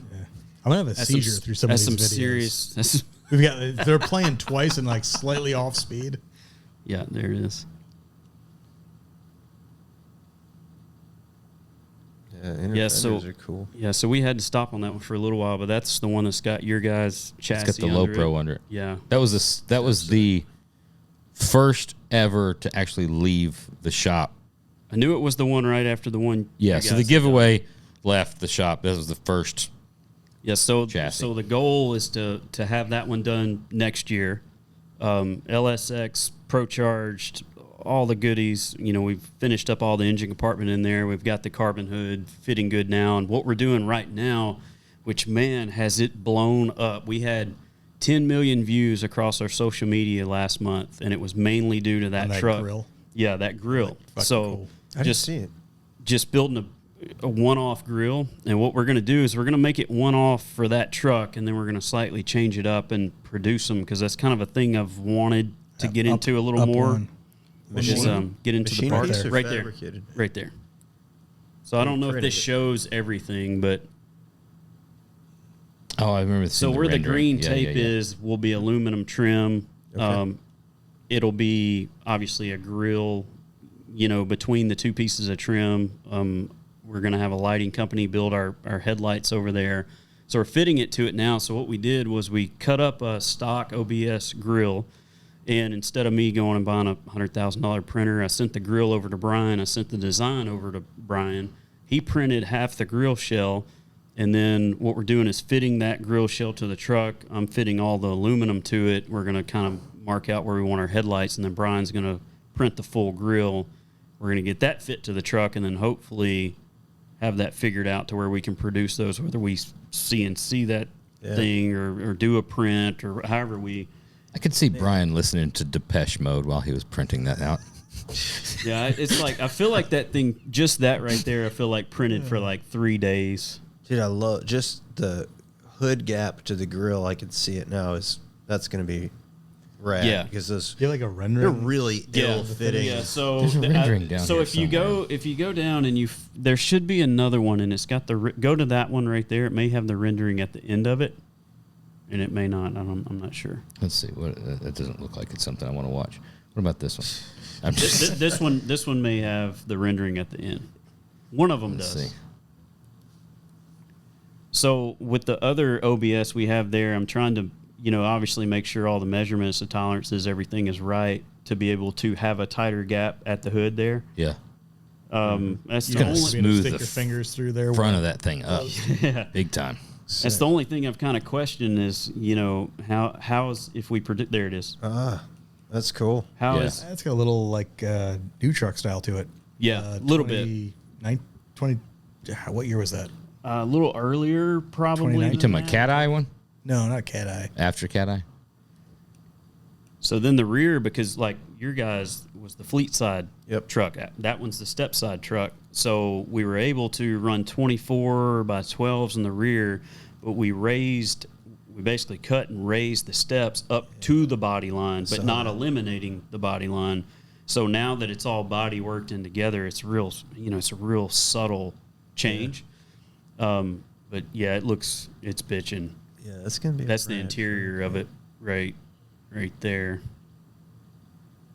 So that's kind of mocking up the dash and getting all that stuff done and ready right now, and that's kind of what we'll end up with. But next year we hope to finish that up. We had to stop on it for a minute, but now everything's back on a go. So, do you find that building the OBS trucks are easier than the 60s, 70s muscle cars because technology and just like doors, windows, those type of parts have gotten so much better that you don't have to fuck with for so much? Yeah, I did see that like the past two OBSs, like I wasn't a big OBS guy. I've kind of turned into one in the past couple of years, but yeah, that seems to be a little better. The only thing that I don't like about the OBS is, there is no door adjustment really and stuff like that. That all that stuff is. Oh man, you're know what I a mean? jack and a 2x4. You can make that well, fucking hell door yeah, go wherever you need to. Hell yeah, you can.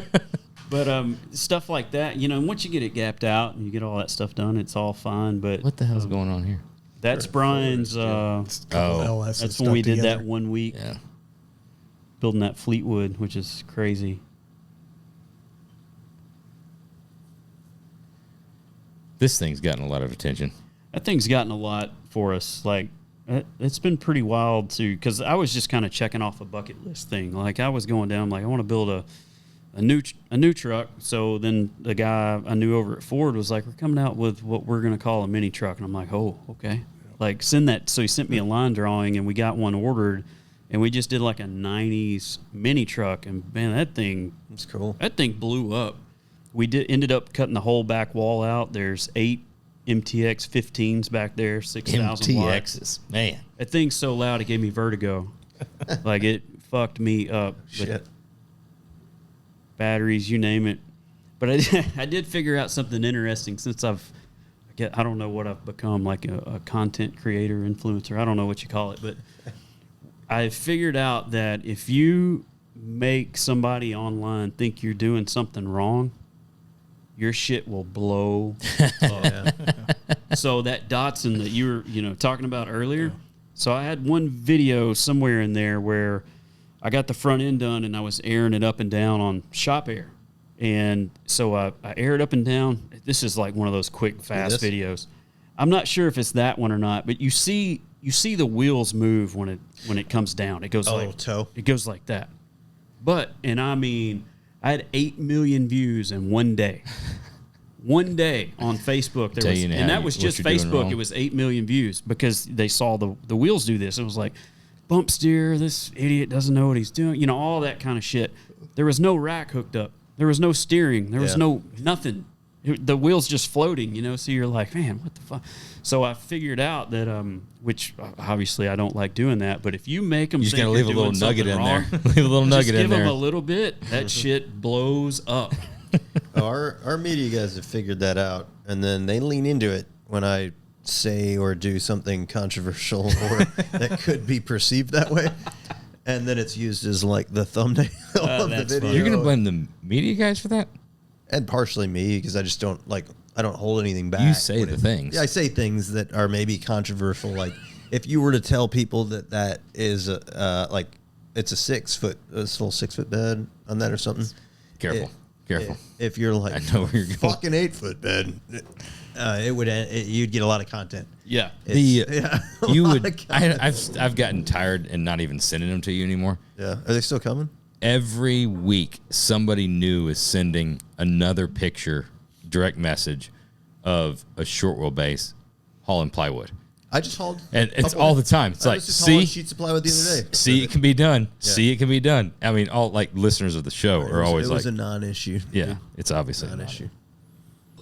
But yeah, people do really enjoy that. There's things I do on purpose now. So when I was doing the crew cab OBS that we debuted out at Battle in Bama. Oh, that's a crew cab short bed, right? So yeah. And that's a real 3500 truck air. too, Jesus. and it Totally lays rockers. A completely useless truck, So, basically. No, we can haul shit in that truck. Look at this thing. Yes, you completely can. I was gonna put the cafe bike I built in the back and take it out there, but Oh my I god! decided not I to. can't tell if it's coming or going. It's a good looking truck. It's on It is fire. I cool. wish it would have burned. Yeah, it's on fire. That's front the way to it back. should look, dude. The amount of But just priming on that thing, like you obviously mask it, and it's in plastic and all that. So when I'll mask in plastic, I make it like a wall. It doesn't move, and all like most people would do. Well, I've found out that if you don't do that, let that shit flap just a little bit, Yeah. it blows up. really. Oh yeah, People don't like that. While you're saying no, that. they don't like it. So every time that I'll go to do something, like I've done this long enough, I know how Yeah. far it's going to go, if it's going to touch, and plus we're spraying polyester on it, like fucking big deal. It's not right. Like You're gonna sand it and spray it We're again. gonna block this thing, it's fine. But like People one of those lose where their we did- minds. oh, they lose their shit. Yeah. It's amazing. I mean, hundred of thousands of views on this plastic flapping. Doesn't it make you wonder how these experts get anything done if they're just watching for somebody else to Yeah, do man. it wrong to talk about it? I thought Ian had a pretty good theory on this, because now I've gotten to the point, when I wasn't a social media guy. I didn't really like it a lot. I didn't have a personal one, nothing. Like I didn't want to do it. And everybody's like, you have to do it. So now we've done it, and our Facebook's got a big following. Instagram's growing, but we get like last month over 10 million views. So that's great. We're getting a lot of views. But I was talking to Ian, this is probably a couple of years ago now, and I'm like, man, all these people that'll just send stuff that's like the meanest shit you've ever seen, and they have no clue what you're doing. Yeah. And I hope he doesn't mind me saying this. He goes, I've got a theory, and I thought it was like on point. He's like, if you've got Instagram or if you've got TikTok, he goes, they've got one of these $1,000 phones in their pocket. And he goes, where's most of that bad stuff coming from? I'm like, mostly Facebook. And he's like, okay, Facebook. Yeah. He said they're still in their basement on their fucking desktop, and they don't have shit to do, so they're typing on that keyboard. He said, these people are a lot more sophisticated than those people over there. And I was like, that's a really good fucking point. Yeah. The Facebook ones are daggers. They're YouTube's the worst. I YouTube is the don't worst. get many bad ones over there now. Like that's growing That's over there. That's but a laptop on the couch. Exactly. yeah, I've kind of gotten to a point with that because That's Watch this. yeah, I'll get to the end of one of those videos now, and instead of being like, all right, thanks, see you next time or whatever, I'll be like, hey, really appreciate you guys. Thank you guys for watching. You don't know how much we appreciate you. And I do one of those things, and then they all stopped. really. Yeah. You You should try being nicer. Yeah. Yeah, you shouldn't end the videos with "fuck you" for watching. I think I do a good job of ending. I'm nice to people. I just express my opinions are strong. I Yeah, think I wouldn't do that. Maybe be No? nice the whole time. Let's try one with you being nice the whole time and see if it gets. I think they love. are. I'm not doing videos about you. Dude. See, These I are- got in a hole to where Yeah. I was like, if I got a bad, like if I did a video and I got a bad comment or 10 or whatever, that next video, I was out to get those motherfuckers. Don't read the Yeah. don't read the And, I- comments. and then that do would, not that would read lead the comments. into a lot more. And I finally was like, I don't need to do that. I just You need should. to- It's the best advice. I'm serious. You should not read the comments. Just let it happen. The only reason you should read the comments, in my case, is to send them to him ammunition. when they are bad about him. What's the worst one? There's. I'm not gonna even. I'm not gonna say. You read them? What is it? I do. So It's do you obviously guys try to respond to all of them? There's only two videos that I started getting pissed off in your defense, where I was like, "Yeah, it's my fucking friend." All right, now stop. Must have been pretty bad. Stop saying That'd that. be brutal. That'd be like death threats. The amount that they went on which it shouldn't have been in there. I mean, somebody should have been smart enough to cut it out. But the mischief in the second gen. Yes. Yeah. As much as Calm down. As much as I love Sean from Yes. Autotopia, he fucked me on that one. Yeah, he did. He did that on purpose. He did 100% did it on purpose. The how many times that one goes on, Yeah, and I how get- many I get times, that one. and I'm like, all right, it's fucking come up with something funnier, Yeah. right? Because if somebody has already made that comment under a video, you shouldn't comment the same thing. Right? Come up with something more clever. Somebody's already got there. They beat you to it. They've called him out on missing a shift. Right? Then the truck, though, the truck one was like when people started taking all of the comments about the short bed. Yeah. And everybody ran out of stuff. Then they started like attacking you personally. Like I didn't see a lot of those. There's Give me the best. What was the best one? Come on. There was, about your sexuality driving the truck. Really? Right? Yeah. There was Enlighten me, dude. I want to know because I don't have to remember the exact word, but obviously this gay doesn't know anything about trucks. If he was straight, then he would have a long wheelbase. So it was completely stupid because I would call somebody gay that had a long wheelbase, but it's kind of opposite. Yeah, 100%. Yeah, it's more room to you could blow up like a full size mattress in the back of a long bed. But see, that's the type of person I am. Because if the tables were turned, you would be like, he would have 14 that's awesome. Other usernames. Yes. Yes. You're probably right. Yeah, you would. You'd pile on. He is. Dude, I took some heat on that one. I definitely took some heat. I think it was. You were spot on. I'm gonna double down on it though because we're just finishing another truck. How do you top that? Oh, we'll top it, dude, because I am. You gonna top it or bottom it? I'm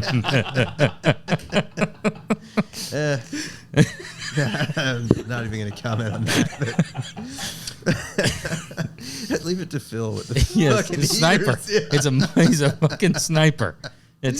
But you better believe when that next truck's done, you're going after the long wheelbase lovers. 100%.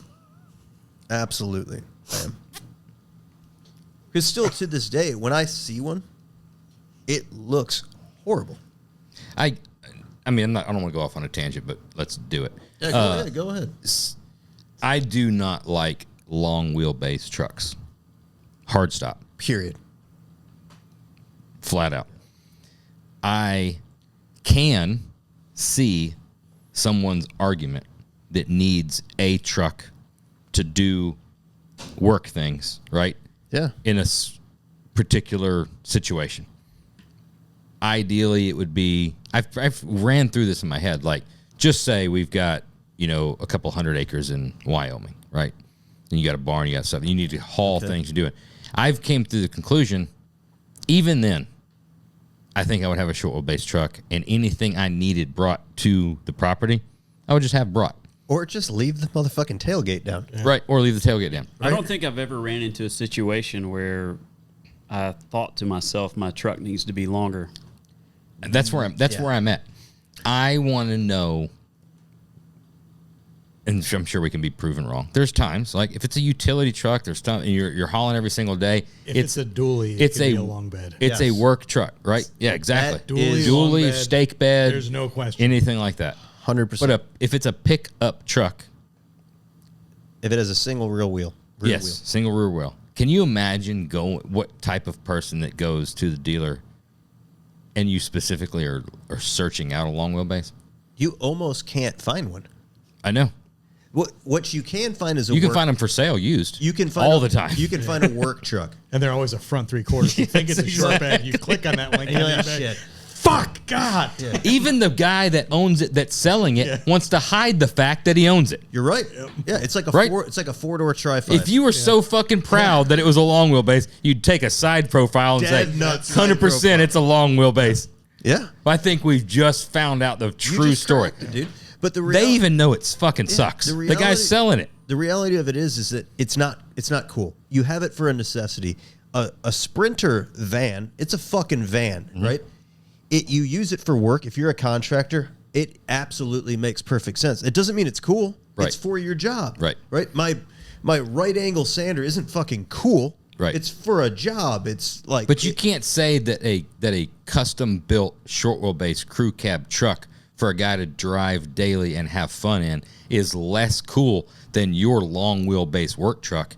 Because you've made poor life decisions, have to drive a shitty fucking long wheelbase truck and haul long ass shit. Well, see, that's the kind of stuff that I say. Yeah, you haven't learned from him, obviously.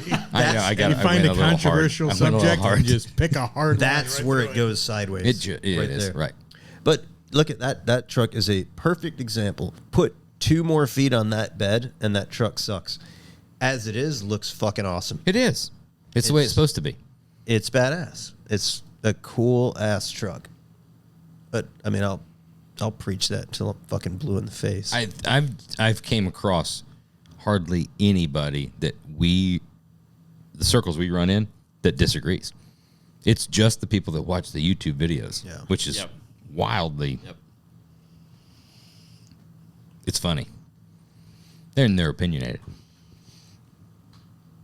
So yeah, long wheelbase trucks. You got a plan for the video for the next? I truck? do actually.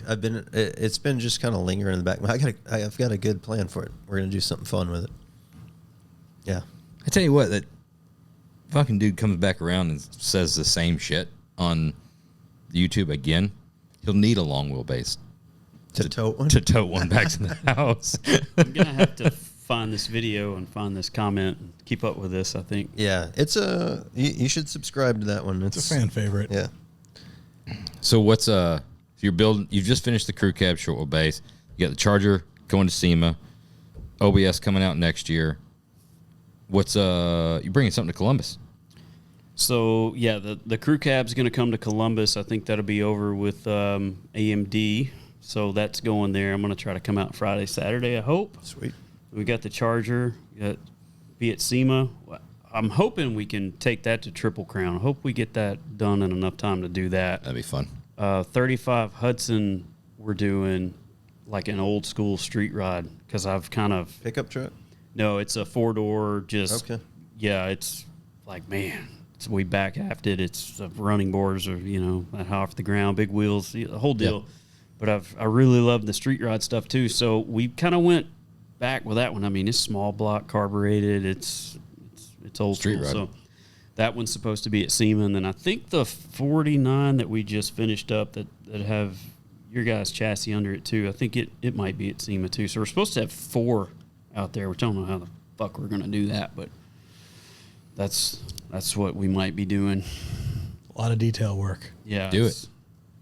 At least 2 of them are basically done. The 49 Chevy's done. The crew cab might go. We're still talking about that. And then the Charger and the Hudson are the ones that are like they're going to be the thrash. Yeah. So it's going to be hard to get done, but All right, standard questions. Let's go. Dude, fire some new. I want you to shoot the wall. from the hip, Okay. All right, And- I can do that. generate a new standard question tonight.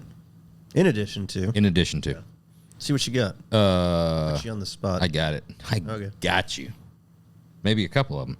First up, favorite car movie. That's standard. That's just Yeah, that's that's just just regular, standard. right? But I got something.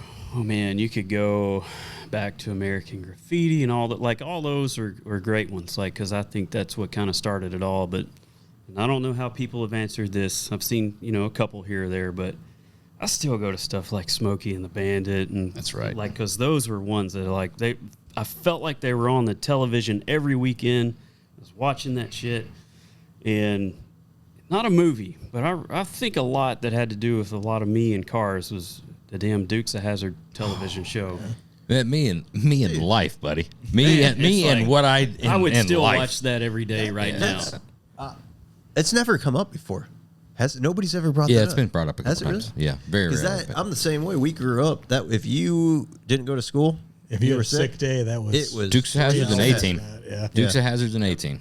I remember Dukes of my Hazzard. grandmother, my mom, they kept up with it. They were like, it's on in 30 minutes, and I'm in front of the television. Like, my lunchbox was Dukes of Hazzard, my back, like, so Our garbage movies, can. like, yeah, there's That's what made. there's and movies, but Dukes of Hazzard That made is a what better did man it for me. watching Dukes of Hazzard. Yeah. Everything Dude, about you that. see that limited edition Dukes of Hazzard wristwatch up there? Uh-oh. Yeah, grab that fucking That is an, thing. That that's, is that's an That OG. that might sneak out of yeah. here. Dude, check that thing out. In original packaging. Yeah, and look at that. Yeah. Isn't that something? Talk about jealous. You a Dukes of Hazzard fan? Hey, God. you came a long way to come out here and do that. That is yours. That goes home with you. Look at the gifts. And you Look at remember the gifts. that has been gifted from the that. oil and whiskey That is- guys. That was worth every bit of it. That was Paying worth it. traveling all the way out here. Paying it Man. forward. Dude, it belongs in the South. Oh, It does. It belongs in the South. I'm telling you. I feel like Look it at needs to that. be in Hazard County. It does. Bo, Yeah. Duke. Where's I Roscoe? want you Are you to gonna proudly hood slide that display that, Charger? dude. Ah, You got the Man. hair for it. You get I'm telling you. It only took me 5 years to grow this out. Dukes of Hazzard was, it had everything going for it. Yeah. Waylon narrating. Yeah. Car flying. Oh my Yeah, goodness. just 60 yards. destroying Chargers. Is there a tally on how many Chargers they wiped out on that thing? There he is. There is. I don't remember the number, but it is Yeah, a I'll hit it. lot. it's got to be like 75% of production. Probably. I just loved watching them just buckle and see the fenders fold back over the doors, and Yeah, then and then- they flash to the next shot, and it's like, I want. There they go. It's about to come up. I want to say it was like 300 and something, 320 something. I'm going with I would- 395 because I thought it was in the threes. I would guess Approximately over 300 to Pretty 325. good. pretty good. Telling you, Josh knows things. Yeah. Yeah, they. He knew I was They from the wiped south out and was some going to say Chargers. this. He looked this up. no. We think that about a lot of things. Like he does a lot of pre-research on stupid It's topics, just- and then he works them into conversations. We can sound smart. It just sticks in my head. How was I going to know he's going to ask about the fucking Chargers that was destroyed? Some things just stick there. I didn't pay attention in school. I just would- remembered. That's a car I would like to have. I'd like to have a General Lee. Yeah, me too. Just a rowdy, nothing over the top, but like a nasty 440 with a 4-speed. I liked Doing tours. Do you remember State parks Kenny all over the Wayne. country. remember Kenny Wayne Shepherd's Yeah, that was generally? cool. That, It was. man, that, Year one built that, didn't yeah, I think Yeah. so. Yeah, I think really the like that one. Confederate flag on the roof is controversial. No. Yeah, it? I don't think it's so. coming back. I No. think it's coming back. Is it? Yeah. Yeah, we can. Yeah, Trump won. We can do what we want. So Dukes of Hazzard, it's a historical recreation. You and I understand. We all understand that, but park that thing, like drive it. Go park yeah, I'll it drive it. across the street at Target to go get some groceries or Yeah. something. Wouldn't go. yeah. I wouldn't go to Target. No. Yeah. You'd be okay at Walmart. Hey, that's somebody that's lived in it. Touche. Probably why we don't have a Target in our town. Probably the best comment of the night. It's the fucking year. All right. Next up, you graduated with 2002, right? Yep. If you could go back right now, relive the cruising, right? Whatever the vehicle was, what's the go-to CD out of the Case Logic from the... Dude, good pull. I like that. So I'm a rock guy, but I have to say though, if I'm going back and I'm cruising, oh shit, man, that's a good one. But probably Dr. Dre's. What was that? Chronic? Chronic. Yeah, Oh, yeah. that was up. That was If- it. Chronic if would have I- been on my list, or Bone Thugs. Yeah, Yeah, if the I were Thugs. if I The were Bone cruising, Thugs. yeah, Chronic would have been. It would have been on the first page of the, the Yeah, Case 100%, Logic for sure. yeah. yep. Bone Thugs, though, is one that can run an entire night of all different... That came. How'd through that the- come through the Wow, Dude, did you hear? that was impressive. Yeah, that was wild. That's never happened. That was outside. Yeah. I know. The headphones. picked That's it up. nuts. So you said rock and roll. We've got a internal debate that comes up sometimes with not between us but other people. Poison or Motley Crue? Motley Crue. I do enjoy Motley Crue, but I like Poison better. I always like Poison. The Flesh and Blood album was great. That was one of my first CDs. But I mean, I like Motley Crue. It's probably a toss up. Maybe Poison was like a little more underground back in that era. Like it felt like If I'm going to You go were- back to Motley Crue's just like rock and roll. So you want to go back and listen to rock and roll, you can listen to Motley Crue, but you can listen to other like better rock and roll. But if I want to go back to listen to like glam 90s, like I want to listen to Poison. I want that like feel and sound. I like the heavier kind of. I know. Rough, Yeah, most people do. You know. Yeah. I like out of makeup and tune a young little guys and bit, stuff like you that. know, I'm, it's like- I'm a little Well, more. you were like you're a musician, you're a rock and roll guy, but that was the era. Remember, there was the infomercial, the rock ballads with every bad boy has his soft side. That was the tagline. You guys Yes. remember? It was Yeah. always on TV, Yes. and every rose has its thorn. Oh, it's the greatest Always, song and then Uncle of Tom, all time. You remember Uncle Tom's Cabin? That was a good song. Yes. Uncle Tom's Cabin was a banger. Every rose has its thorn. Now, that's something That's my like wife... annoying when it comes on. You ask... Fucking hate I can that get song. about halfway through that song and just I start can- cussing the radio. I can't not sing every single word like I came up with the song. So, Hardcore. horrible song. what's your go-to song? my 8-year-old's favorite band is Motley Crue. Really? Yeah. Like he's a music nut. He gets in the shower. He's put his Alexa in the bathroom. So when he gets in the 11-year-old shower, does he's it. like, you'll hear him go, Alexa, play Motley Crue. And then he's on. Yeah. Cam does that, just screams for hours in the shower, just singing along with everything. Damn. Well, what Kickstart My Heart or I mean, what's your Poison go-to song? Oh. What's the banger? I mean, There are no bangers. There's not any bangers. No, you just go through. Flesh and Blood was the song, right? Yeah. That's even annoying when you start thinking about it. Honestly, every rose has its thorn. It's Yeah. super annoying. Yeah, that But would be my Kickstart, go-to. It's just hard. too soft for me. Yeah, Kickstart My Heart from a pump up standpoint. If you're trying to get like fired up, that's a Yeah. good. Oh, it's like the way that starts, like just you can't. It's hard. Live Wire, all those songs. They're rowdy.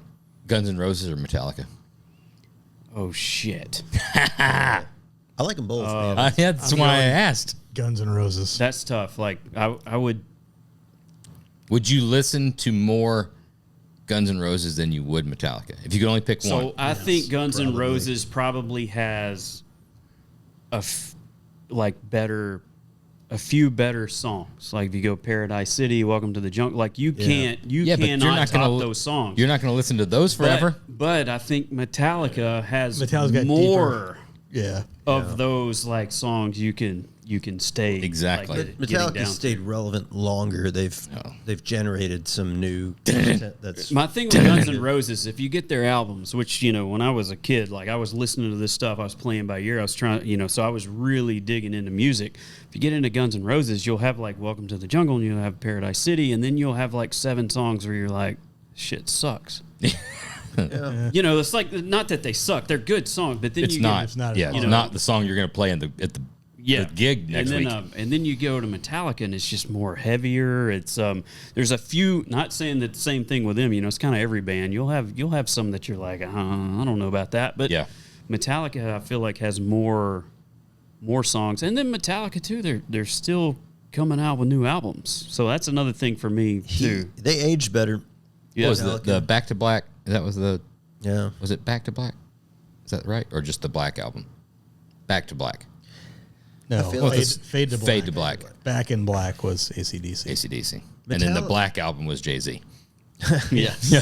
All right. Metallica Covered them all. you covered the whole fucking gauntlet. Metallica fans a little bit more unusual than it's a little bit more of a Magic the Gathering type crowd from like the late 90s. We are Controversial absolutely topic. Hard line right through making our... No, I like Metallica a lot, but I'm just like I would probably pick Guns N' Roses. Back in the day, November Rain I was emotional about that. That song used to come on MTV all the time. all the time. Remember that? It was like, like 7 God, minute dude, I would be fucking like video. sad.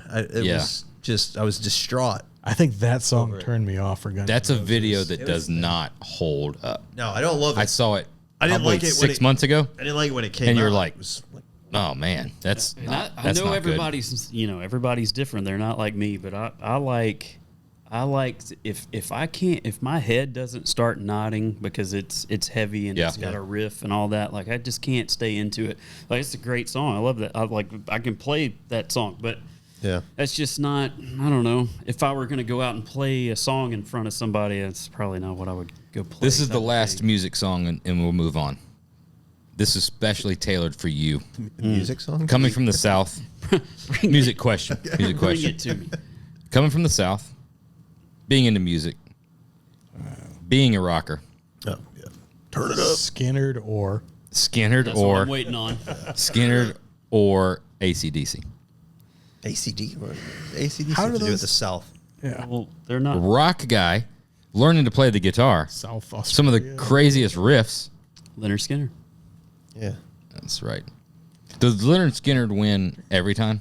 Probably. That's what I'm talking about. Like, if you look back, what band has so Nobody. many hit Nobody. songs? And if that is one where if you put a record on and you go through it, like every song's a good. Did you watch the Netflix documentary? Yeah. Like about 2 years. Yep. Amazing. Yep. It's those dudes. You got to watch it. Dudes are so It's talented. fucking phenomenal. The only one that's as good or better is the ZZ Top one that they did about 5 years ago. Yeah, that was a good one too. But the ZZ Top and the Leonard Skinner documentary on Netflix, turn it up and just watch. It's amazing. That literally, like, it might not be. They're opening for Rolling Stones in Hawaii. Yeah, Like I the mean, stories, they're like good. the, it's They're fucking good. the stories are amazing. Look, I just I was saw looking something because on- I think Leonard Skinner was literally what I was listening to. Really? Was it? Dude, I will say, I mean, I like a lot of genres of music. Like, I mean, I like early punk, 80s, 90s punk, super heavy metal, you name it, I like it. But the only band that the name is used regularly, like in my vocabulary, and now my kids' vocabulary, is Pantera. Oh yeah. Because it is to the level, like, if you want to come in and you want to fucking Pantera something, it is not my... Yeah. band. It's Huh? just Well, fucking- no, but it does, like, because Pantera, it's the only band that brings that out of you. Like, there is something about the fucking... Pantera, I know, has always been your go-to for the gym. yeah. You It's my love going go-to to some for Pantera. you can lift 50 pounds more listening to Pantera. But they You all can- sound the same. All the you songs can sound get the same. 30% more work done listening to Pantera. My son, it's funny, ever since he was like young, I had a guy, a good buddy of mine that worked for me for years, and it became just a term. You'd be like, dude, we're gonna come in tomorrow, we're gonna fucking Pantera that thing, and it just sticks because it makes perfect sense, dude. When you listen to it, you just want to fuck shit up. And Panteraing it, like, even my daughter, she'd be like, Wyatt came home today and he just Panteraed all the chips in the cabinet. So it is a regular term in the Gerber household. Yeah, Pantera is they're heavy. Yeah. Yeah. I came up through we all probably did, the grunge thing. Yeah. That was the big one for me. That was what influenced our music, what we were doing. Yeah, that's my wife and Phil share the 90s hip hop, and my wife and Jeremy share the grunge thing. So Phil and her is Marky Mark and the Funky Bunch. yes. Yeah. I wasn't Or- a big Marky Mark. No, That was a little later. she's more like Nelly. Yeah. Like they can bond over some Nelly or Pastor We Troy drove, or we drove through St. Louis. yeah. Have you were playing it? I could just spit the entire St. Louis song. Oh yeah. The Lou. Yeah, Phil can flow. It got to the point where like the kids in the back, all right, Dad, shut up. We get that you know it. I'm like, no, it's the third verse. It's coming. It's coming. And And then Phil's like unreleased, and then goes into the fifth track, fifth verse. And then my wife with Jeremy's on the like Nirvana, Yeah, like man. the We had a fucking over eye Nirvana and the cover band. Really? Oh yeah, it was. Dude, I played the Nirvana. drums growing up, and that's all I played. Smells Like Teen Spirit. Yeah. Just Nirvana's what really, I think, did it for me. We ended up having a Nirvana cover. That was kind of how it started. We only played Nirvana songs. It was all we played. On guitar and drums, I can play every single song they have. really. Like, if you hand me a guitar and you say, play whatever, we Dude, can play The it. beginning of fucking Smells Like Teen Spirit. Yep. So good. Of course, It's so good. that led into Foo Fighters because Dave Grohl went That's to it. the Then you Foo started Fighters, singing and now the Foo Fighters. I can't say Dave Grohl's name in our house now because he knocked up some other chicks, and my wife's like, "No." I always thought Dave Grohl was a bit of a bitch. Like, honestly, I don't. Really? He never did it for me. Like, he Man, was that first album just- for me though was He's just like, not a good looking front man. Yeah, he's just, I don't know, a little. Yeah, first Foo Fighters was. Yeah, that was a good one. Yeah. But Kurt Cobain, dude, I wanted to be Kurt Cobain. Me you too. got, dude, Me and you like, both. You got the hair and everything. You could totally pull you could trim that shit right now and be Kurt Cobain. Like, I let that shit grow because my son had the long hair. Then he cuts his hair.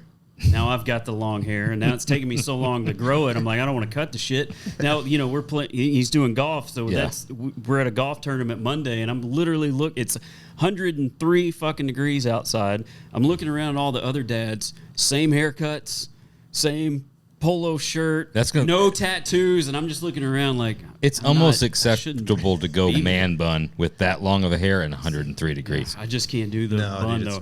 It was the only time where I was grabbing it though, and I was pulling it to the side, and I was like, man, am I being a little bitch right now? Because I was like feeling that breeze come on my neck, felt so good. You feel like Happy Gilmore That'd be hot. there. That'd be hot. yeah, Kurt Cobain is where that was like the hair behind the ears and let it like fall forward and just In the moment, like live when that was going, I was not a fan. Really? He was the same way too. He was a no give a shit kind of like I don't care if you like it or not type. I didn't probably enjoy listening to Nirvana till 10 years ago. Really. Yeah. And what? None of that in my like when that was popular. That was not my shit. Like that's not what I listened to. Man, I couldn't. Get I would enough go. of it. Like I would. Dropkick Murphys or something. Yeah. With your, No. So then cassette Rock. tapes. I went through like Yeah, maybe. Bleach, the first album. I'd listen to that over and over and over and over again. I can't tell you how many multiple cassettes I had to go re-buy because I would Just literally smoking 'em. wear it out. Yeah. No, any type of like rock, grunge, current stuff was like, no, that was not. That was it was like too hippie faggy. Like that was Really? Yeah. Dude, I was. It was Charlie Daniels, Leonard Skinner, Waylon Jennings, The Chronic, right? yeah. You listen to Waylon I don't know. back Dre. That had to be an You're interesting- literally saying my playlist, except you would put Nirvana and Soundgarden But I just and pulled. Rage Against the No, Machine. the only and- rock that we would ever put in would be like maybe pour some sugar on me every now and then if Oh, there was man, like some girls around. Dude. I'm But totally like I don't understand what's happening. I know, but we How would. did you go from Charlie Daniels to Dr. Dre? Could just change the CD out. Well, I get that, but just the mentality. Oh yeah, that was different. Yeah, there was like 12 CDs, and you just rotated through those. There was Bryan Adams Well, I in get- there too. Summer of '69. Man, it's like- That was a good era, dude. That Smells Like Teen Spirit and LL Cool J, Mama Said Knock You Out. I think were Yeah, the two that was a first. banger. Remember when CDs used to come in that big box? Yeah. It was I think those Was, were, or LL Cool J had on cassette. Was that Mama Said Knock that You wasn't Out. Rick Rubin produced the LL Cool J I CD? don't know Was if it it? was You him You or Google not. I don't something, know. you want to sound smart? Is that where we're Yeah. going with this one? No, I promise. I don't. It sounds like when you hear it in your mind, it sounds like something that would be like Rick Rubin involved, right? Yeah, I don't know, dude. I'm not that deep into that stuff. But I will say that Nirvana Unplugged album probably, to me, lives on as top 3 albums of all time. Yeah, I still listen to that stuff. I mean, nearly every day. Yeah. Like it still is a big part. My kids love that stuff. Like my daughter's walking around in a Nirvana shirt, and I'm like, Name one song. Yeah. But you look like, go watch Where Did You Sleep Last Night live, and just the emotion that's in that I song. know. is- And then he Oh, left. dude. I saw a thing not too long ago where he was like, he didn't think anybody liked it because nobody was loud enough or something. I'm like, Yeah. what the fuck? I mean, he Like, had that shit was- some demons. Oh, dude. for sure. Lake No, of Fire. I was the wrong. Unplugged album. Yeah, great song. What year did that come out? Because I think I had that on cassette. I don't remember if that was 90. Yep. Yeah, that was Yeah, it would cassette have been era. cassette. Yeah. 'Cause Have that you was ever when it seen the first came out. statistic where it was like a 2-year period of all the albums that came out? It was like Guns N' Roses, Use Your Illusion 1 and 2, Metallica. I think Nirvana was in that same thing. Google that, Jamie.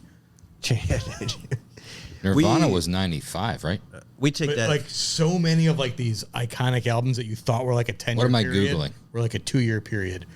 Just what came out with Guns N' Roses, Use Your Yeah, Illusion. what a time for music. Oh, crazy. And we totally took that for granted Yeah, back then. absolutely. It was like so many good bands. Yeah. Yeah, I mean, you take like the mid 90s and there's like I mean, there's a 20-year gap between it, like when anything quality came back out. There was nothing think, like it. To me, the only guy I can think of that's like Jack White, White Stripes, is one that lives for me. That's like a banger of a real musical. I was listening to him this morning on the way here. 91. Yeah, it's kind of like when he's about to come out with something, like you got to go listen to it. Yeah. And it's rare to have somebody where it's like I've got to go listen to what they've come out with. Yeah, yeah. Look at It's crazy. Pearl Jam. Pearl Jam sucked. 10. Pearl Jam always sucked. Red Hot Chili Peppers, Right Guns N' under 'em. Roses. Smashing Pumpkins. Yeah. There was like so much crazy different stuff that all came out the same year. Out of Time. That's another horrible. REM. God, they sucked. Yeah. it ruined MTV. REM. It Michael ruined Stipe. iPhones. When you got the iPhone, it automatically came with That was tough. Yeah, they came out of Athens, Georgia, right there at UGA when U2's I was in about the Atlanta. same Like, for me. Yeah, fuck you too. Yeah, I hate fucking U2. Like, it's the worst shit. And then I go to, whenever the No fucking More iPhone Tears, came out, and I Ozzy go get the Osbourne. phone, I've got a U2 Holy album shit. on it. I'm like, what are we doing?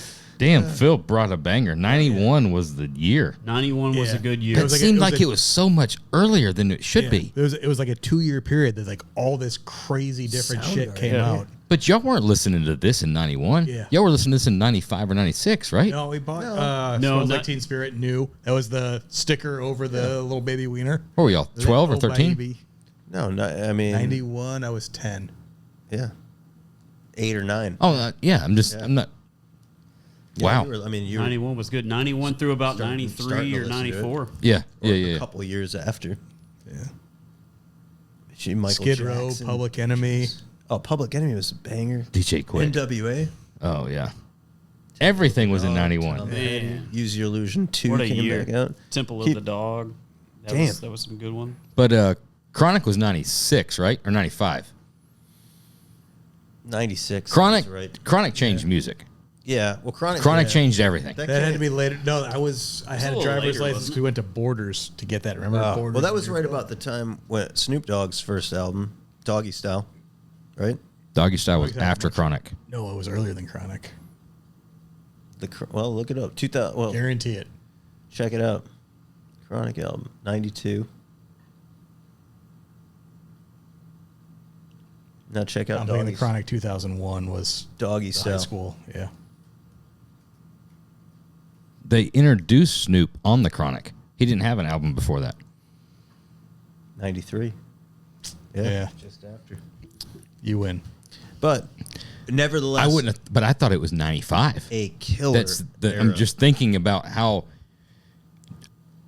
Only reason I'm bringing that up is you remember the first time that you either had it, purchased it, listened to it. It's a few years after it dropped. Like, at our age, it's not like we were You're like buying it. Yeah, it's not like you saw music news and they're dropping a thing. It takes some time to get down to a 10, 11, 12, 13-year-old that you got to go out and buy that thing. Because I remember it was 94, like the first year. Like I remember like taking the Chronic CD and like listening to it for the first time. It changed everything. Like Yeah. holy shit. Seeing that Smells Like Teen Spirit riff in that gymnasium on MTV, I was like, Dude, But MTV, this is cool as it got. MTV, old school MTV, when you would like be at friends' houses and girls would be over and you would just be watching MTV waiting for the next song to come up. Yeah. That was a different time. It was different, but that was exactly to the point of REM and fucking U2. You would be jam and then boom, every fucking time. Just kill it. REM comes on Or your November Rain would come on and you're like 48 7 minutes. later. Yeah, right. yeah, fucking Here we watch go. it for an I'm hour. gonna go make some pizza bagels. Yeah, I'm gonna get it. I'm either gonna fucking get teary eyed or I gotta Smashing go. Pumpkins song would come on and it would be like it would liven things up. Everybody get excited. Yeah, Cranberries, and then I remember the one song that Lisa- the Cranberries Yeah, I did. was going to say the one or two, maybe. I remember Lisa Loeb, Lisa Loeb, yeah. Kennedy. No, she's on Fox News. Alanis Morissette. Yeah, she's on Fox News every night now. Kennedy Like is. Kennedy still? Yeah, still Kennedy. Who is it? Man, the band they just got back together. It was Limp Bizkit. no, Mm-hmm. some chicks that it's an iconic song. The Dixie Chicks. No, Four Non-Blondes. For for the Wallflowers. Yeah, for the very first time since Yeah. like the '90s, for one concert. That's Is it 4 Non-Blondes? I think so. yeah. What's going on? Yeah, what's going on? Yeah, Yes. that's it. Yeah. And Since she fucking nailed. I mean, Yeah, they she's rip good. it. Yeah, they absolutely can rip sing it. good. But since we've been on a controversial podcast and making no friends, name an all-girl band that you listen to. I'll wait. Like more than one girl, like or just like a girl singer. Yeah. All right. I was listening. Next question. I was in the garage the Me other and night. you have the same. I was in the garage the other night working on some stuff, listening to Faith Hill, like 90s country. Yeah, she's a female singer. Exactly. Name an What's all-girl the- band that anybody I listens used to like the Dixie Chicks back in the day until they started fucking Long time gone. mouthing off. Yeah. Yeah. God. Just sing. Don't I talk. still listen to it because I still like the music. What's Yeah. the one where a bunch of female country singers got together? It was like the I remember. Pistols. Yeah. Oh, it was Miranda Lambert and somebody else. No, there's 4 of them. I know what Yeah, you're but talking it about. was Miranda Lambert and other people. Yeah. Yeah. Sierra Two good Farrell. I albums. like Showed- Sierra Farrell. That's a single female. There's probably another female in the band. No, there's not. She's a singer and she has a male You don't band think there's behind anybody her. playing like the fucking piano? It's not a is female the four band. Non-Blondes an all-girl band? I think I would so. assume Yeah, so. that's Right, so well, that's the only that's one. the one we know. Yeah, there you go. Boom. We are all in agreement on that. And granted, they broke up for 30 plus years, Right. and they're Because nobody listened to them. Yeah, but they came back. They've worked out their differences Yeah, for now. they came back together. Yeah. What was the remember Crash Test Dummies? Yeah. Crash Test Dummies was good. We're showing our age. Or live. Yeah. Yeah. Live. Yep. That was good. Yeah. That was I another. think my favorite is Blues Traveler. Oh, Yeah, The it's a hook? good one. yes. Yep. Has anybody ever paid attention to the words in that song? It's all you- about the It's song. about you not listening Yeah, to to the the words song. in You've the told song. me that before. Yes. I was That- just watching Blues it Traveler is amazing. on Facebook. It just came up. John Popper. I forget. It was on like some late show or something. He died, what, 10 years ago? Did he 12 really? years ago? Did he die? In- I thought he was dead. Google it, dude. I mean, it looked like a healthy guy. So Go back and listen to it and just listen to the words, and the whole thing is just making No, fun dude, of the it's entire still- It audience. took Born on me until he was 67. on Howard Stern, and Howard Stern, He's he still asked alive. him what the song was about, and he said it's literally about you not listening to my fucking song. Yeah. And I was Damn. so then I went back. I thought and he was listened to dead. it. What was the other? It doesn't matter what you say as long as I sing it with inflection. okay, he's a talented guy. I mean, And really. it's like the hook brings you back. Okay, is the whole verse. That's, You yeah. can say, yeah. It's just making It's a fun of his great entire song. audience. The one dude that I overlooked back in the day that now I'm a massive fan of is Chris Cornell. Yeah, Like, dude, fucking that guy can sing, man. unbelievable. He's got rabid fans, though. Like, people are just, like, so insanely in love with him. He's good. That's why. There's a song where him and his daughter live that are covering a Bob Marley song. Shit, what song it is? What song is it? Fuck, we were just listening to it.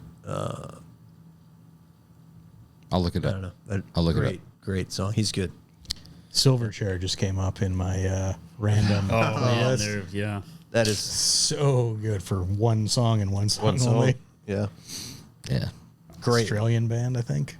Yeah, there was a story with that. They won like a competition. That's how they became like. Really? Yeah, they won. It was like a American Idol type thing. You know, their first record, Back they in the- were like 13. Yeah. Yeah, so if you go back and listen to that first one, and it's got some like there's some songs where you're like, wow, and you go look, and they're like 13, 14 years old. Damn. That's crazy. Moving off of music, Really enjoyed It's it. probably a good thing to do. until you guys can tell me a song that does to you what Ba with the Ba, or I did it all for the nookie. And then I mean, tell me songs that are greater than that. Yesterday Don't Mean Shit by Pantera. No, if you were to poll 100 people, Oh yeah, no, it's not gonna get that Right. Right. No. yeah, I'm with I you. mean- Ball it, ball it, Yeah, I ball. mean, But Cowboy, I like If- Kid Rock, Cowboy, man. yeah. Early Kid If Rock. Monster Energy drinks were out during that time. oh shit, Dude, the heart attack would have been the Tell me- drywall. The drywall would have been punished. Every Kyle back then just listen to Ball. tell to me Ball. what kind of bank we would have to buy to hold the money if we could do the Midwest Monster Fest, sponsored by Monster in the Midwest, and have Kid Rock, Fred Durst, right? And Seth Enslow jumping over him. You would, yeah. Brian Deegan doing backflips. Yes, the Metal Militia is going to be there. Yeah. There's a lot of Fred Durst stuff popping up. They've come back. He's got, like, They're on tour with Metallica right now. Yeah. You got Devil's Anus hot sauce in the corner. All I know is watching Kid Rock live in concert, and then we filmed with a Krista Marie, a chick in Nashville that lives like right beside him. So I just got to meet him real quick. Oh, that's cool. Watching him live, coming up, starting the show with Ba with the Ba, and you see all that. Oh, I bet. There's not a lot. I don't think that can top that. Yeah. That's live. make fun He's if you always want coming to. up I'm out not of the making stage. fun. Yeah. I love early. Yes. Like, I mean, I still listen to Kid, but that album. To bring it back to like the very beginning here, if there's anybody that needs to be wearing sunglasses full time, Yeah, it's Kid Rock. he's not as beautiful as Fuller. That's why you've made fun of me. You've made fun of me. But I fucking like Kid Rock, dude. Hey. I'm not, no disrespect. You want to talk about cool? Yeah, oh yeah. Fucking A. That's why you've made fun of me for years. That's why I will one day, in the privacy of my own home, own a fur coat. Like, that is fucking cool. It's cool. Kid Rock pulls it off. Cowboy. Dude, Hey, Jody. We saw him live back in his heyday. That was like probably late 90s. Remember? We saw him at Allstate back the Rosemont. Yes. Yeah. The worst seats ever. Tooch got the seats. We were like behind Behind a pole. Yeah. The very last row. if I'm sure he's not listening, you know my buddy Corey, right? You've heard all the Corey stories. I was living in Birmingham. I'd only just moved over there, so it's been like 6 months in. Grew up with Corey. Corey's in Atlanta. Corey calls me. He's like, "We're gonna do Panama City this weekend." I said, "Absolutely, we are." Corey drives his new, at that time, Z28 over to Birmingham. Pulls up to work. I've got a small little bag. I hop in. We pop the T-tops out. Put them in the back. T-tops out. Kid Rock only from Birmingham to Panama City the whole way, just on repeat. What was the name of, what was that album you would know? Because The Cowboy album? yeah. I think it was just self-titled, or no? Cocky, wasn't it? Or No, that was the next one. That was, I mean, the album. It's I think it was just like a self-titled. Was it just It was just Kid Rock? I think. Devil Without a Yeah, Cause. right there. Devil Without a Cause. That's what it yeah. is. 98. I mean, I mean, that's up there with one of the best. It is. Dude. Every song on there is. Yeah. Yeah. That's Yes. the one you can listen Yeah. front to back. Yep. Gangster's Paradise. it's a fun time to listen to. The video's not so much. Like I when I listen to the song, I think about watching the video. I don't know if I've ever seen the video. Coolio's not a. No, he's not cool, but just Dangerous Minds and that start playing. Oh yeah. Dangerous. Now, if you take the movie into it with that, yeah, and that's I a always get different. the Weird Al Yankovic version kind of overlapping. The Amish Paradise. Yeah, I think that overshadowed it. That's a banger too. Amish Paradise was probably better than Gangster's Paradise. Oh shit! We are fortunate. I'm gonna listen to Kid Rock tonight on the way home, just because I'm thinking about it. I've got for nostalgic. a lot of that stuff's like regional and what activity I'm doing. Like every time I go to the Silver Lake Sand Dunes, I listen to that album Really? fucking beginning to end because it like we grew up we'd go there and that was like your pump up Super motocross stuff, snowboarding mix. motocross mix or something. Yeah. So still to this day, it's like I get within like 5 miles of there and you're rolling and it's like everybody in the truck shut the fuck up. This is what we're listening You to. started off with Symphony of Destruction by Megadeth. Yeah, there's a time and a place for that too because that's a banger. All right. I think you've talked about first vehicle enough that we can't even guess because it's obviously a Ford Ranger. Motherfucking Ford Ranger. It's the first one. Yeah. Square body or newer style? Was it rounded? It's a step side, newer style. He wanted the old one because he thought he could mod that thing out. He thought he could Z the rails and stuff, but It was not a step side. It was a regular. He said it was a splash. No, it wasn't a splash. It was a 5-speed, but All right, so the first one, Yeah. 94, standard cab, fleet side, Gray 4 and liter, gray. 5-speed. 5-speed got it. Yep. Yep. Wheels lowered, underdrive pulley, or Four crank, four O smaller was crank 4 pulley. O. That's a big truck for a little That- guy like you. that- 4 O was that fucking thing would move. Yes, it would. Because I we know did it that. would. We did the crank pulley. We did a smaller crank pulley on it, cold air intake, all that stuff. Lowered it down, and it was one of those. Man, I was racing everybody everywhere. That would have been an unorthodox racing underdrive pulley. I don't know. think that was the brand. Supercharged? No, What is it? You just underdrive the No, crank. Just So what does smaller. that do? Make so much more power. Spin your alternator quicker? Yes, so much fucking. It's less parasitic drag, less weight. All I know is it went fast. Yes, underdrive pulley was the fucking thing back in the day. And it churned Yeah, I gears. swear. Everybody's listening No, knows. It was the thing. You take You something put the that was like K&N sticker on the a window pound too? and a half Yeah, and put it on there that's like 9 ounces if motor spins faster. It's weight on the crank. I figured it worked, but maybe it didn't. You just wouldn't charge near as good. Your charging system wouldn't work as good.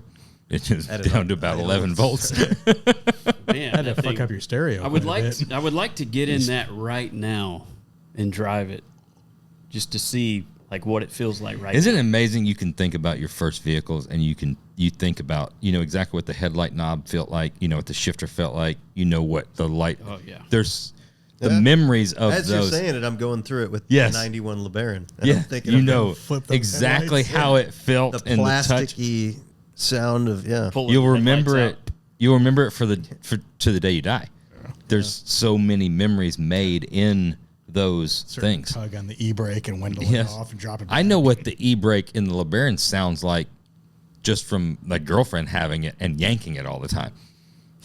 That sounded The e-brake? The e-brake. I remember doing stupid stuff now that I look back of like getting rid of the AC. That's too. on the, Yeah, just more power? Yeah, getting rid of the AC. So you do all that, and I've got my dad out there going like, "Fuck, you've got air conditioning. Why are you getting rid of Oh, I air yanked, conditioner?" I I'm yanked like, the air off my "No, Civic no, too. we need more power." did you really? Yeah. Didn't need it. Do you think at that time did you notice the power gain, or was it placebo? Well, that's two different questions. Because you could just Did I notice a power if gain? you would have just not Yes. turned the AC on and not had the AC compressor kick on, It's it's still- just an it's still idler rotating it's, mass. It's just an idler Still pulley. rotating mess. Yeah, you had to get rid of that. Yeah. You pull But up the did you? interior. That's a serious question. Did you feel the difference in power? In my mind, I thought it was faster. Placebo.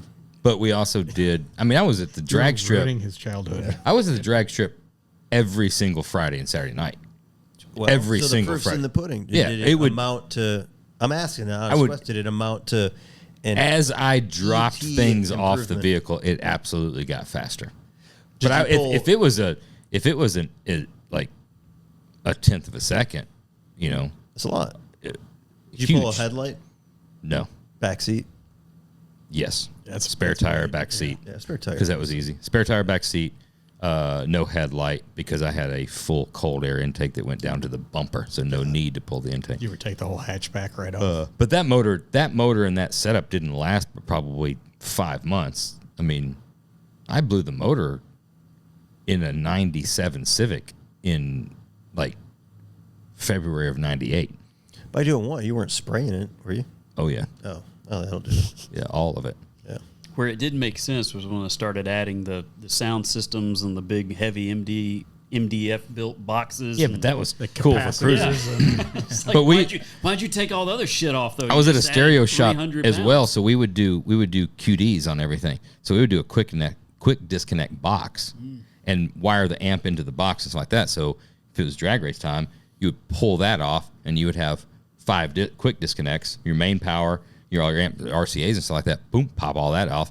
Then you would drive the hour and a half to the drag strip with no fucking stereo. And run a 14.9 maybe. No, at that point, those with the nitrous on the single overhead cam, I was Upper 13s. no, I was running low 13s, and then blew that motor, and then went went to the dual overhead cam with nitrous and stuff like that, and then we started getting into like the high 11s, low 12s. That's fast. Stuff like that. Then we started getting into like building more race car stuff, and then I don't know. We raced on 2-lane roads in the middle of nowhere.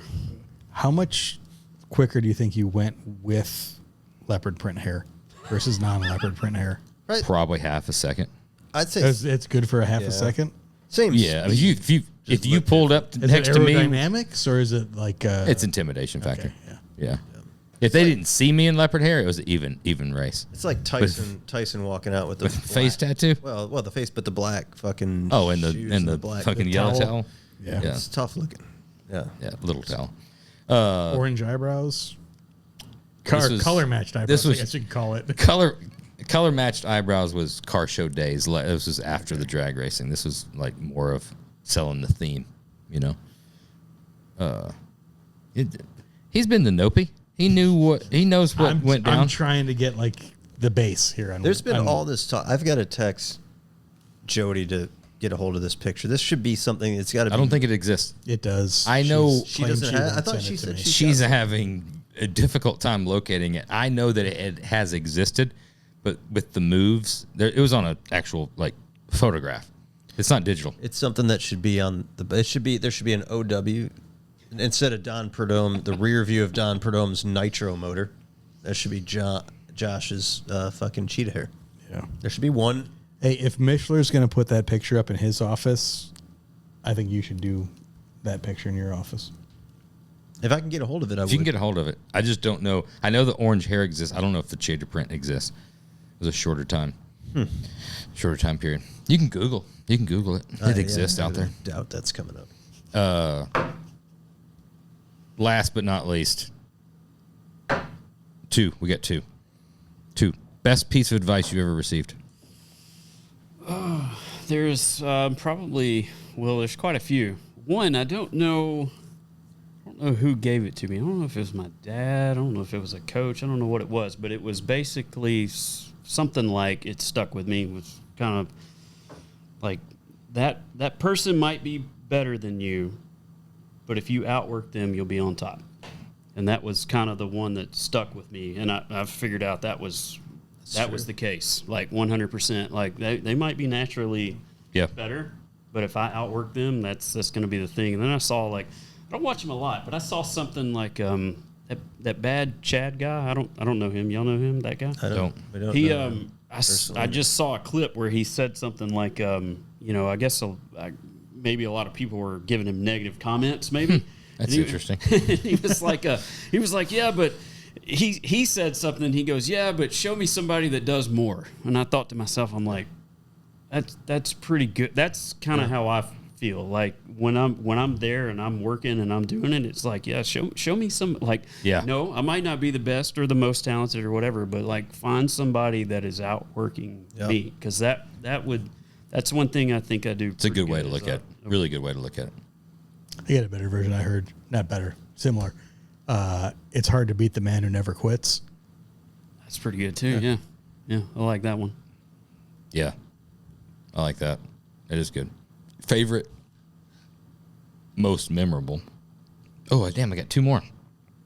I thought we were over. We're gonna save the best for last. But what's your favorite or most memorable? We're gonna call it show business, TV show, recording oriented story, event, thing. Ever been like a sex tape or anything came out, like leaked out? No, unfortunately, no. As far as like what I've done, Either an opportunity that you're like, holy crap, I can't believe I'm getting to do this. There's got to be something this could be the first thing that pops in your mind, or I can't the believe wildest. Fuller did. Yeah, I can't believe. Yeah, I've got a lot of Fuller stories. We could do like a whole 3 damn Or somebody hours. showed up on set that was like, just first time on TV. Like what's just whether it's the most embarrassing thing, the craziest thing, you've probably been around a lot of interesting folks, and Yeah, if there's nothing, there's nothing. yeah. I've seen, been around a lot of people. I don't think there's anything that's really stands out at me that's like, well, I can't believe that happened. But I think, like, this is probably not as interesting. We're getting close. So when we were, We do need to kill it. when they came to me, were like, "Have you ever thought about doing television?" This is the thing that stands at me at the most. Was like, "You ever thought about doing television?" It's like, "Nope." They were like, "You should send in a tape." So I send in this tape to RTM, and I go in there, and Stacey David had hosted that show, I guess, and then it was Kevin Tates, and then Ryan Shan. Mm-hmm. And I remember this because I was fucking scared. I was like fucking scared. I go into Truck Tech at RTM Productions. They're like, all right, so what we want you to do is we want you to do an open. You have to think. I've never done this before. I was winning these car shows where news crews were coming up to me going, "Hey, we'd like to do a quick little interview. Just give us a little thing, like, what's your car?" And I was like, "Nope, not going to do it. Like, I can't do it. Like, interview that guy." And they're like, "It's easy." I'm like, "No. Yeah. Go interview that guy." So I go in there, and they're like, "All right, so what we want you to do is you're going to do an opening stand-up around this truck." It was a 55 Ford. And they were like, just say, "Hey, welcome to Truck Tech," or whatever, and just make up your own thing. I remember the producer, super nice, just like sweet guy, He was like, "Just make up whatever." And I'm just like, what the fuck am I supposed to say? Yeah. So anyway, I do this whole thing, do whatever, and I'm scared to death because I'm in there doing this thing that I'm like thinking I wouldn't be doing. And anyway, after I'm done, they're all behind this wall. I can't see anybody. Can't see a damn thing. And I just do this opening stand-up to this camera that's sitting there with this dude. And I saw Ryan jump up and go, "That's the guy. That's the guy right there. That's the one." And I was like, it's just like, whoa, thank God, whatever. And then so I go back up front, and I'm talking to those guys, and then, they're like, "Yeah, we want you to come on." We worked out a deal or whatever. And then so I went from, I have a teacher who is now the guidance counselor at the school where my kids go. And she was my 4th grade teacher. And she came to me, a while back. She goes, "When you were in my class," she said, "you would literally take an F before you got up in front of this class and said anything." She said, like, you weren't going to do it. And she goes, "Now I'm watching you on TV, like every weekend. I'm watching your social media. I'm watching all this stuff." And I was like, man, it's pretty freaking wild, like where the exact opposite of what you changed. So if I have to say, like, there's been a lot of cool people and a lot of cool stuff, and I've seen a lot of crazy shit, but that to me, I'll never forget, that moment of going in there and doing that had to all be a that. feeling. And yeah, it was wild because you went in where you've been watching the show forever and all this stuff, and then I'm in that room and I'm doing that, and all of a sudden everybody's like, "Yeah, that's the guy." And I'm like, "Where in the fuck did that come from?" Wow. And then so it's been TV like for 10 years. Ricky Ever Bobby, since I just blacked out. I don't know what happened. Yes, it's the hair. I think it's like superpowers. That must be my problem. That's why I never made it. Last but not least, this is gonna you have to have a good one. Your most memorable law enforcement interaction story. I've got a few, but As all good Southern boys do. yeah, I didn't go to jail, thank goodness. Like, I don't know how good they are compared to everybody else's, but so we live in this little town. There's literally nobody, so everybody knows everybody type of thing. And I remember the chief there knew my mom, my dad. They're all friends, all this stuff, and he's an older guy. I had these trucks, mini truck, Splash at the time, extended cab. Oh, gotta have room for subs. Gotta have room for subs. 4 liter. White or red? This one was yellow? painted House of Color Lime Time Splash. Yeah, so it was I'm not familiar with the line. pretty serious stuff. Somebody had money. So Were they out of 10 Jello orange pearl? yeah, they at the didn't have time, it or- at the time, so I went green. Added extra pearl. Green was the Really made it flop. Is that like the Del Sol, Honda Del Sol green? That was a good color. This was Del Sol was a good green, but this was this would be like the antifreeze green. pretty Yeah. close to that. Be like the Yep. yeah. So we're going through in our town, which like there's nobody. They had they opened up this little pool hall, so everybody would go and they would shoot pool, and there'd be not many people there or whatever. So, but we would kind of cruise through, and you'd have people come from towns over, and they kind of cruise around. So we're just cruising. I'm not doing anything. I turn and I go into a parking lot, and the parking lot is gravel, and all the I've got turn downs on it, so all the dust comes like kind of boiling out from under the truck, I'm like, oh shit, I gotta get out here. Sucks. Yeah, so I get out and I pull back on the highway. Next thing I see is blue lights behind me, like cops coming. It felt like from everywhere. And man, did I have like a 2-hour debate with those guys that I was over there doing burnouts. Like, they were like, the smoke was everywhere. And I'm like, I was going through gravel, like, look at my exhaust. And they're going, no, you were over there we saw you and you just dumped the clutch and you were just boiling your tire and all the shit. And I mean, next thing I know, there's like 10 cops around from everywhere. There's the sheriff is over there, everybody.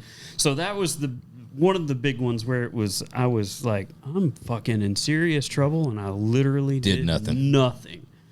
And, and I've went through that. Like there was a group of us for a long time. We all had Hayabusas. We were called the Jeremys because there was 3 Jeremys, and 2 of us had Hayabusas. One other had just another crotch rocket. I've been 200 miles an hour on that bike, going everywhere, just all over the place. And then there I am arguing with cops to go to jail because a little gravel dust blew up. When you've gotten away with so many things, and then the time that you're getting hassled with something you absolutely were 100% innocent. I've been in this situation. Yeah. You're polite at first. You're like, look, I've done some dumb shit, and I get where you're coming from. This one right here, I didn't do nothing, right? Do anything. And then when you keep being polite and they're still adamant, then you start getting mad. You're like, no, look, I know I didn't do shit right now. It went on and on and on until they got my parents involved with that and everything else. And then finally they're like, all right, go home. And then the second one, and I think these stand out because it was 2 times that I wasn't doing anything. The times I was actually doing something wrong, it's like, I was doing something wrong. And, you caught me. Yeah, I totally get it. I was turning into a movie theater. It was, a couple towns over. Because we had to drive an hour to go to a movie theater, basically. So you go over, and I'm turning in. I turn into this movie theater, and a cop comes in behind me, turns his lights on. I'm thinking like, man, I haven't done anything wrong. Used my turn signal, did the whole thing. He walks up and he said, do you know your turn signal's out? I said, I had no idea. Because, that was a Ranger too. And, on those back then, if you had a bulb out, you hit the blinker switch and a bulb was out, it blinked fast. Yeah. Like, you know what I mean? And it didn't do that. So I didn't. With the Cadillac Eldorado taillights in it? Yeah. This was stock, believe it or not. So, it's not doing anything crazy. And I said, no, I had no idea. And I even asked the guy, I'm like, well, can I take a look at it? And he goes, yeah, sure. So I hit the blinker, get out, go back and look at it. Front's blinking, rear's blinking. No problem. Flip the other one. Both are blinking. And I said, they're both blinking. And he said, weren't when you fucking turned in. And then wrote me a ticket. Oh. And that's one I'll never forget. I was like, this man, was I like upset for a long time. Yeah. And then I went to court for that, and I said my blinkers worked fine. And I said I even showed him they worked fine. And they go, okay, well, it's dismissed. But, you still have to pay court costs. And at that time, I'm 17 years old or whatever. And I'm like, I'm like, I was so pissed. Yeah. I'll never forget that. Yeah, those always suck. I don't mind, like, when I'm caught dead to rights, it is what it is. Like, I've gotten pulled over. You're speeding. You're doing 15 miles an hour over. I fucked up. Write me the ticket. Hopefully you write it for a little less. I'll be polite. But when they bust your balls for something so stupid, I think after enough time goes by, you do realize that you even out. Like, I'm probably at a net zero. Me too, probably. But there's times where you didn't do anything. You're like, I'm just getting fucking hassled. And then there's times you did stupid shit and got away with it. Yeah. And then there's time you did stupid shit and got caught. And even in that, the stupid shit that you got caught in, sometimes you got what you deserved. And sometimes the guy's like, you know what? I'm going to not going to do the full penalty of the law. Yeah. But over enough time, you're like, I'm probably still, I probably still come out on top. I probably still come out on top. Even the hassles, like, that's not fair because you can't get me for something I didn't do. I should be winning because there's so many things that I did do that I didn't get caught. You didn't get me for all it's those 2 I'll never forget because of that. Because I wasn't doing anything wrong. The other one, same thing. I'm like, yeah, man, you got me. Like, no big deal. And then with that, it makes me think about there were like 2 guys in our town when I was actually trying to start doing this car thing that were like, you'll never fucking make it. You know, or I had my radio up once, you know, doing a sound system. A guy was like, just like cussing me out and all that. I'm like, dude, like we're in the middle of nowhere just doing those two cops and those two guys in that town that gave like, they're like embedded in my brain. I'll never forget those guys. Yeah, it lights a little bit of a fire, right? Yeah, it did for sure. The motorcycle, I don't know how Tennessee and was. they probably don't remember any of it. No, but you do. Yeah. I don't know how Tennessee was at that time, but Alabama around that time, there was only all the state and then all the cities except one or two cities. It was all do not chase on motorcycles. Yeah. Right. Yeah. So I don't know if it was the same thing. They didn't chase So- us either. Pretty quick, lights on, lights off. Yeah, I mean, if you're the whole kind of thing, I mean, there was probably about 3 years of running on a few crotch rockets. I had a couple CBRs and stuff. Most of the time, you're doing normal shit, right? You might be speeding a little bit, but you're not doing stupid shit. But if the time comes and you're in a kind of a group and you're going to run, the thought process is like, if you're going to run, like run, right? If you're going to run at a speed, run at a speed because 10 miles over versus, 60 miles an hour over is like the same shit, right? So you're running, and they're not going to chase you. So we've blown by cops. That was the difference in motorcycles and like muscle cars and sports cars and stuff like that, because you go past somebody in a Camaro at 110, that's a challenge. Like, oh, fuck yeah, I'm going to catch your ass, and I'm going to right you up, I'm going to impound that car. You go past them at 120 with 6 motorcycles, it's just, I'm not going to fucking catch that. Yeah, we had nobody chase us, but I'll say, though, like, for all those years of riding on a Hayabusa, once you pin that, you gear down and you pin it, you are gone. They're like, what's but even at the that point? But at that point, riding at 100 with a group of guys is like you're going 50. Yeah. So on that bike, I used to tell people all the time. I remember specifically. I mean, I still have nightmares about this fucking motorcycle. I'm not kidding. It made me stop riding. That I'm running. We're just cruising, just going along, and look down. It's 130. 130 felt like I was going 60. It felt like nothing on that bike. Now, if you get on a CBR 600 and you're trying to go 130, you're just like you're just tapped. Yeah, but you're on a sofa. Yeah, but you're on a sofa. On that thing, it's doing 100, 130. Like you could be going 100 downshift to Hayabusa, pin it, come back through, and not even know it, and see a 60-foot black mark where that thing spun. You know what? It was just a ridiculous. That was I loved that bike, but you think about it now and you're like, how can they even sell that thing to anybody? It is like it's a rocket. Yeah. But the most fun I ever had was on that. But I'll still sit around and just like have a beer and think like, I don't know how I'm not dead. Yeah. What's the top speed you had one of those things at? So that one that I had, we got 200 with it. So we used to go to those, those like they used to do like a 1 mile or 2 mile like top speed runs. They do those at like airports and stuff like that. So we did some of those, and so we got up around that with it, which is crazy. But the stupid thing that like that's one thing. Like you go do that, and it's you're suited up. You got all the stuff. You're prepared to go do it. But you do that on a 2-lane highway, and it's just. That's a little bit reckless. Yeah. So 155 is the fastest I've ever been on a motorcycle, and that's moving. The thing with that bike, though, is if you tuck up when you're on a good road, it's break the ECU. No, that's Mr. Lee. Like if you've never been on one of those 170 bikes, on a CBR. It's just you don't really fast. know. You're like, yeah, right. Like that thing can't do that. But if you've owned one of those bikes and you've been on it, like you just you gear down, you get second, third gear, and you just boop boop boop boop boop. Dude, you're running 180 like that. Yeah. I mean, it's like that. It's crazy. So some of my buddies still ride them. I was like, nope, I gotta do something different. I'll have one more before I'm too old to ride. One more.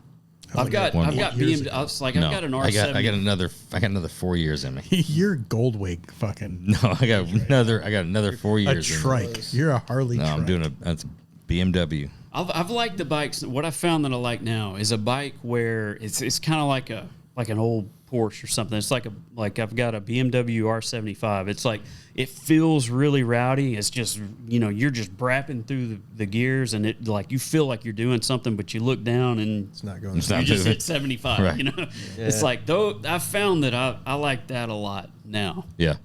So it's like it's still like, you know, obviously enough to get you hurt, but it's not like those things were.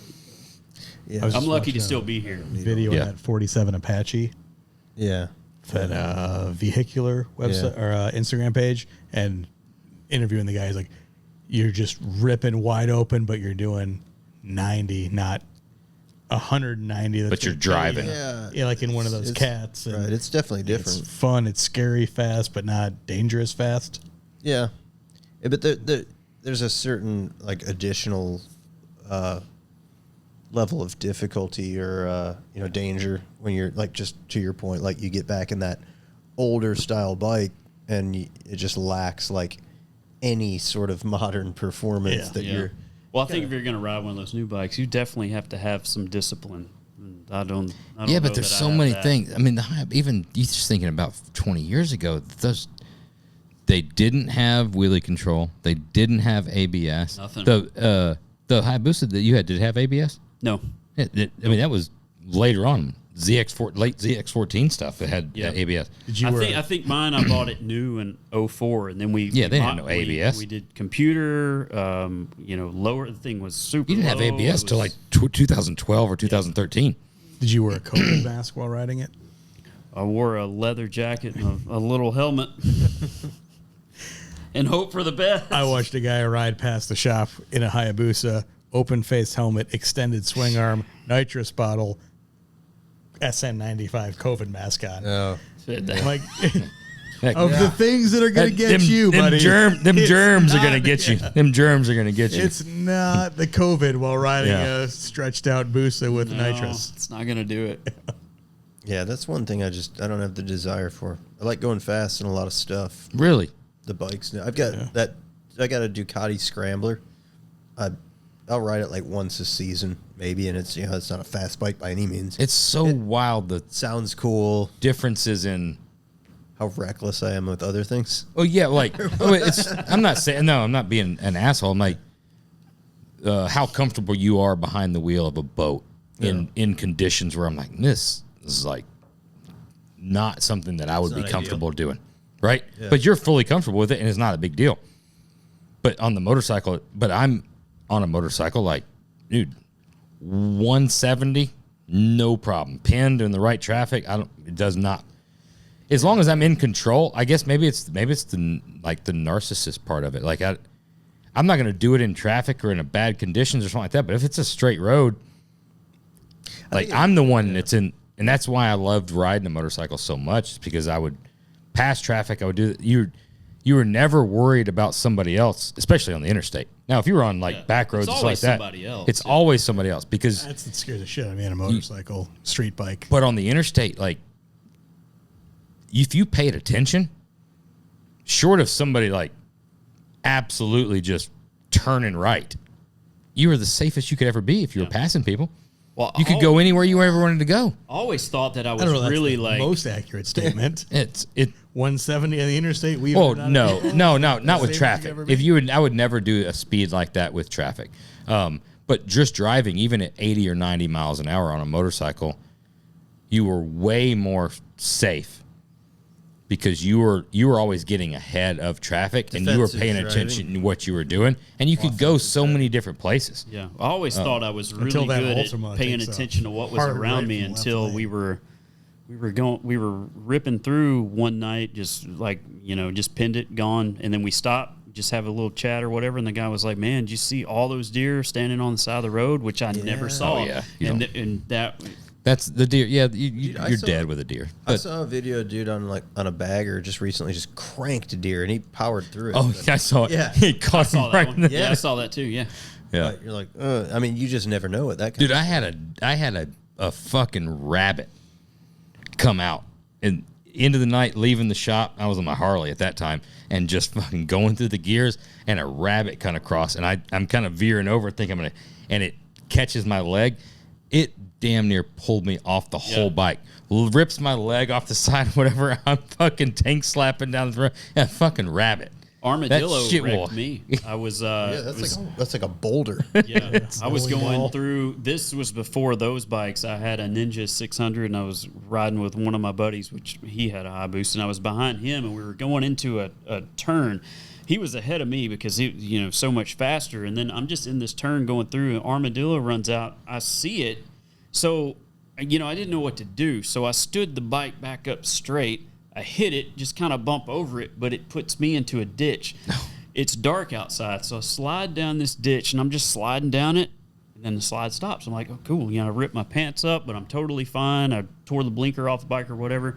Get back up, bike fires up, and drive away. Well, the next morning, I'm thinking, like, well, I'll drive back out there because, I did tear some shit off the bike. My head had to miss a telephone box by that much. Because I went back, and you can see where the bike just slid and just dug in. And that box, standing this tall right there. And I was like, never saw it, never knew anything. That could have been it right there. Game over. Yeah, Damn. the bikes are a little frightening on the street. It's not Good. I'll have nightmares Not for you. tonight. Yeah. Yeah. Everybody's got their thing. I don't like snakes. You don't like mushrooms. Me either. The problem with snakes, too. So this is funny. So Snakes are the devil. as I was driving in, so, Satan. Tim Strange, friends with him, I like him Probably, a lot. I can see him having a pet. Yeah, so I He's scared to. So death I of fucking listened to clowns. some of his. I listened to a little bit of his a while back whenever he was on. I guess maybe that was after SEMA. I don't remember when that was. And as I was driving down through here, I was like, maybe I'll listen to something. So I would go through and I saw Tim. I go, I should finish that one. And then I saw where he was like, yeah, you guys know the shop. There was a python on the thing or whatever he said. I don't remember. I'm just listening. I'm not thinking anything about it. Last night, go in a hotel, go to sleep, dreamed about snakes all fucking night long. No. I was waking up thinking like there were snakes. And it's all because all I did was listen Listen to to that Tim. one thing. That's the beauty of where we live is that you don't have any of those predators, dude. You get like mosquitoes. Worst case scenario, you see a possum. There's snakes up here. Gardener Yeah. snakes. I've Man, killed we've a got couple snakes in the yard. Yeah, But you nothing pick- like the South. You clip them with the fucking lawnmower. You can pick those things up. They're No, not you've gonna never bite you. even seen a fucking rattlesnake just come out at you like nothing. My wife's Just the like snake, a the snake killer fucking at the desert house. bear ready to get you. Desert bear. Yeah, I don't want any part of that, dude. I don't want any big ass spiders, any scorpions, any. Dude, timber rattlers in the South, it's like a log. It's like you've came across a log. It's Yes, like a fucking spiders- forearm. Spiders don't bother me at all, at all. Like you could it just no big deal. Snakes though, I can't do snakes. My father-in-law, like no snake, no big deal. Snakes doesn't matter, but a fucking a spider the size of an ant, and he will scream Break like the a fucking bitch. door. I mean, like absolutely. Jeremy, it's been fucking awesome, Had a man. good time, dude. It's been fun. Yeah. Great time. Enjoyed it. Appreciate you coming out, man. Yeah, I appreciate know you guys having me. we didn't follow the conventional podcast format of just Sometimes you don't have to. tracking every single thing you've done, but I had a good time. Significantly Dude. That's all right. Well, Yeah. with the path I had we a fun went and all time, that's man. left, that's 4 more podcasts. It looks like. Yeah, we'll have to have you out or come up. We can do it every quarter. Let's do it. Let's keep going. As long as you reply to Josh's emails and Josh Yeah, sends I the can't email. promise Yeah. you shit. No, I don't. as far I as don't that blame goes. you, dude. Hey, the one good thing is we finished a bottle. We finished a bottle. to and he's autograph a got- bottle. He's got a sweet wristwatch. He got a sweet wristwatch. I'm taking that with me. Thanks for everybody for listening. Make sure you go to oilandwhiskey.com to pick out your. Look at this. Sweet new Yeah, merch. you look. You didn't wear one. You didn't wear one. I did not. I'll send you some. I'd have wore one. I didn't we got get some one. here, Don't dude. worry. We got it here. We got 'em here? Yeah, up in Ellie's office. Oh, we got it. Grab them. We got it handled. Hook it up. See you again next week. Oh, also, make sure you check out weathertech.com. Check out their floor liners, their cargo liners, floor mats, everything for your ride. Cup phone. Cup phone. That's Phil's things. It's the best invention. I know. of You the realize day. they invented it. You just found it. They invented. Phil was probably on the forefront Phil was the founding father of the cup phone. of using it. I think he was customer It's a number great piece. number one. It's And a good piece. He turned me on to it. We were talking about it last week. You weren't on here because you were Frisbee golf. You were at a Frisbee golf tournament. I remember that. Did you pick that up? It was after the American Girl doll sales. I think there was something else after that, but the Frisbee golf, I guess you did good. But we talked. Yeah, it was the pickleball team that got Yes. lost in the first round, and they all picked up pickle. Yeah. But at any rate, we did talk about it. Phil turned me on to the cup phone. The cup phone is a game changer. It's the fucking device, man. It's a great device. I think I'm responsible for at least 7 to 9 sales. Right. I told him that when we went and visited. That's big. Yeah, I think 10 if you include me. How many cup phones has Palatine Mike bought? I don't know. After this episode, there'll be 3. Okay. Yeah. Now you're at double digits. All right. We'll see you again next week.